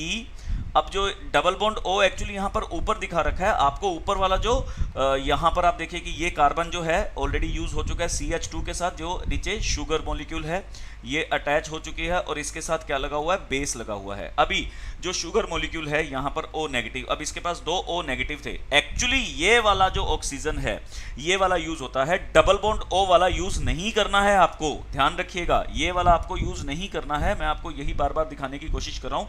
यहाँ पर डबल बॉन्ड O वाला जो ऑक्सीजन है ये यूज नहीं होगा, जो आयन वाला है ये यूज होगा। इसके साथ ऑलरेडी H अटैच होता है, एक H निकलेगा और एक OH निकलेगा और ये इसके साथ बॉन्ड का फॉर्मेशन इस वे में कर लेगा। सो बाय दिस वे एक वाटर मॉलिक्यूल यहां भी अटैच होगा। देखिए 5वें नंबर का कार्बन और तीसरे नंबर का carbon with phosphate ion bond बना चुके हैं।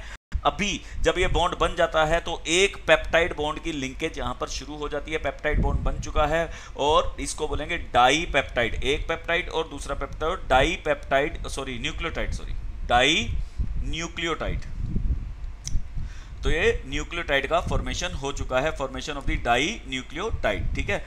डाई न्यूक्लियोटाइड बन चुका है। अब इसी वे में ये सारे के सारे इस तरीके से आगे चलते रहेंगे, ठीक है। तो ये एक पूरा का पूरा बड़ा नेटवर्क बन जाएगा पॉलीन्यूक्लियोटाइड का। डाई से क्या बन जाएगा, बहुत सारी जब इस तरीके से चेंज बन जाएगी तो it will form the polynucleotide. और पॉलीन्यूक्लियोटाइड को आपको डबल स्टैंड हेलिक्स की फॉर्मेशन दिखती है लाइक दिस वे।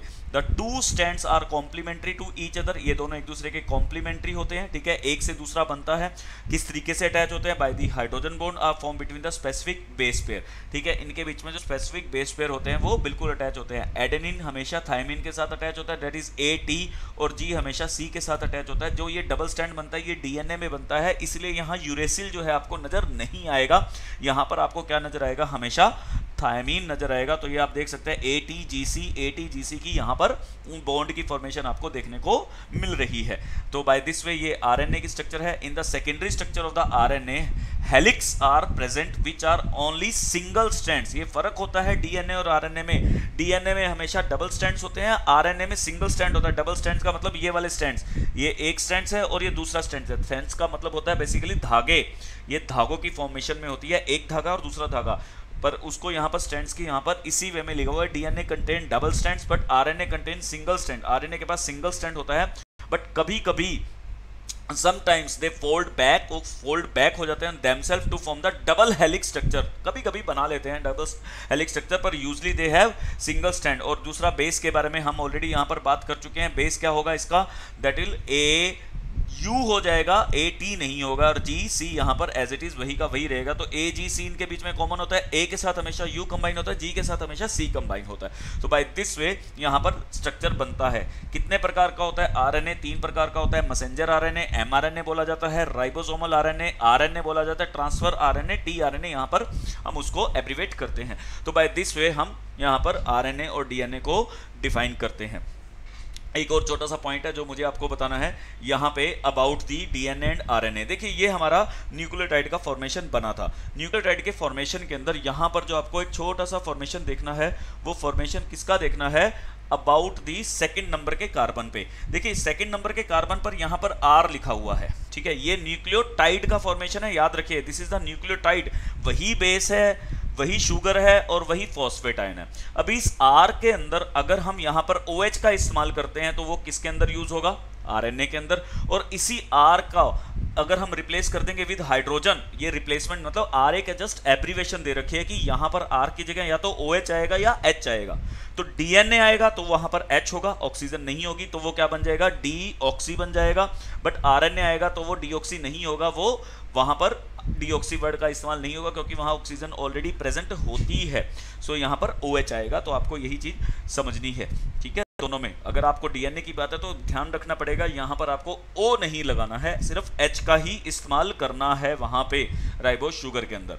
अब biological function of the nucleic acid देखते हैं। बायोलॉजिकल फंक्शन क्या है, DNA is a chemical basis of the heredity and the reserve of the genetical information. हम बात कर चुके हैं डीएनए के अंदर हमारी जेनेटिकल एंड हेरिडिटी जो है इन्फॉर्मेशन होती है। DNA is responsible for the maintaining identity of the different species organism over million of years. जैसे कि ह्यूमन बींग्स है, ये पर्सनल आइडेंटिटी जो है वो मेंटेन करके रखता है। डीएनए सेल्फ डुप्लीकेशन की फॉर्मेशन कर सकता है ड्यूरिंग द सेल डिवीजन, ठीक है। And the nucleic acid is the protein synthesis in the cell, important function role play करता है। The proteins are synthesis by various RNA molecule in the cell but the message for the synthesis of a particular protein is present in the DNA. RNA basically protein का formation जरूर करता है but उसके लिए जो message है वो आपको डीएनए से ही मिलता है, जिसकी वजह से प्रोटीन की सिंथेसिस एक्चुअली होती है। तो ये हमारे बायोलॉजिकल फंक्शन हो गए। नाउ मेन क्वेश्चन उठता है कि what is the difference between RNA and DNA, क्या है। कुछ एक हम बीच में देख चुके हैं, कुछ एक और देखते हैं जो यहाँ पर आपको ध्यान में रखने हैं। सबसे पहला डिफरेंस बेसिस का है, AGCT है यहाँ पर T से, ये डीएनए का है और ये आरएनए का है, ठीक है। अगर आपको वहाँ पर ऊपर नहीं मेंशन तो आपको इस T और U से ही इसको पहचानना है, ठीक है। ये डबल स्ट्रैंड है, ये सिंगल स्ट्रैंड है। स्ट्रैंड्स की बात होगी, स्ट्रक्चर की बात करते हैं। एंटी पैरेलल हेलिक्स होते हैं। ये एंटी पैरेलल हेलिक्स जो हैं ये हालांकि हायर क्लासेस का पोर्शन है, बट आपको एक बार ध्यान में रखना है कि एंटी पैरेलल हेलिक्स होते हैं ये 5' और 3' आपस में मैच करते हैं। जो स्ट्रैंड्स का ये पोर्शन है ये 3' पर रुकेगा और ये 5' पर रुकेगा, इस तरीके से होते हैं, एंटी पैरेलल होते हैं। और ये हेयर पिन एंड लूप्स होते हैं यहाँ पे।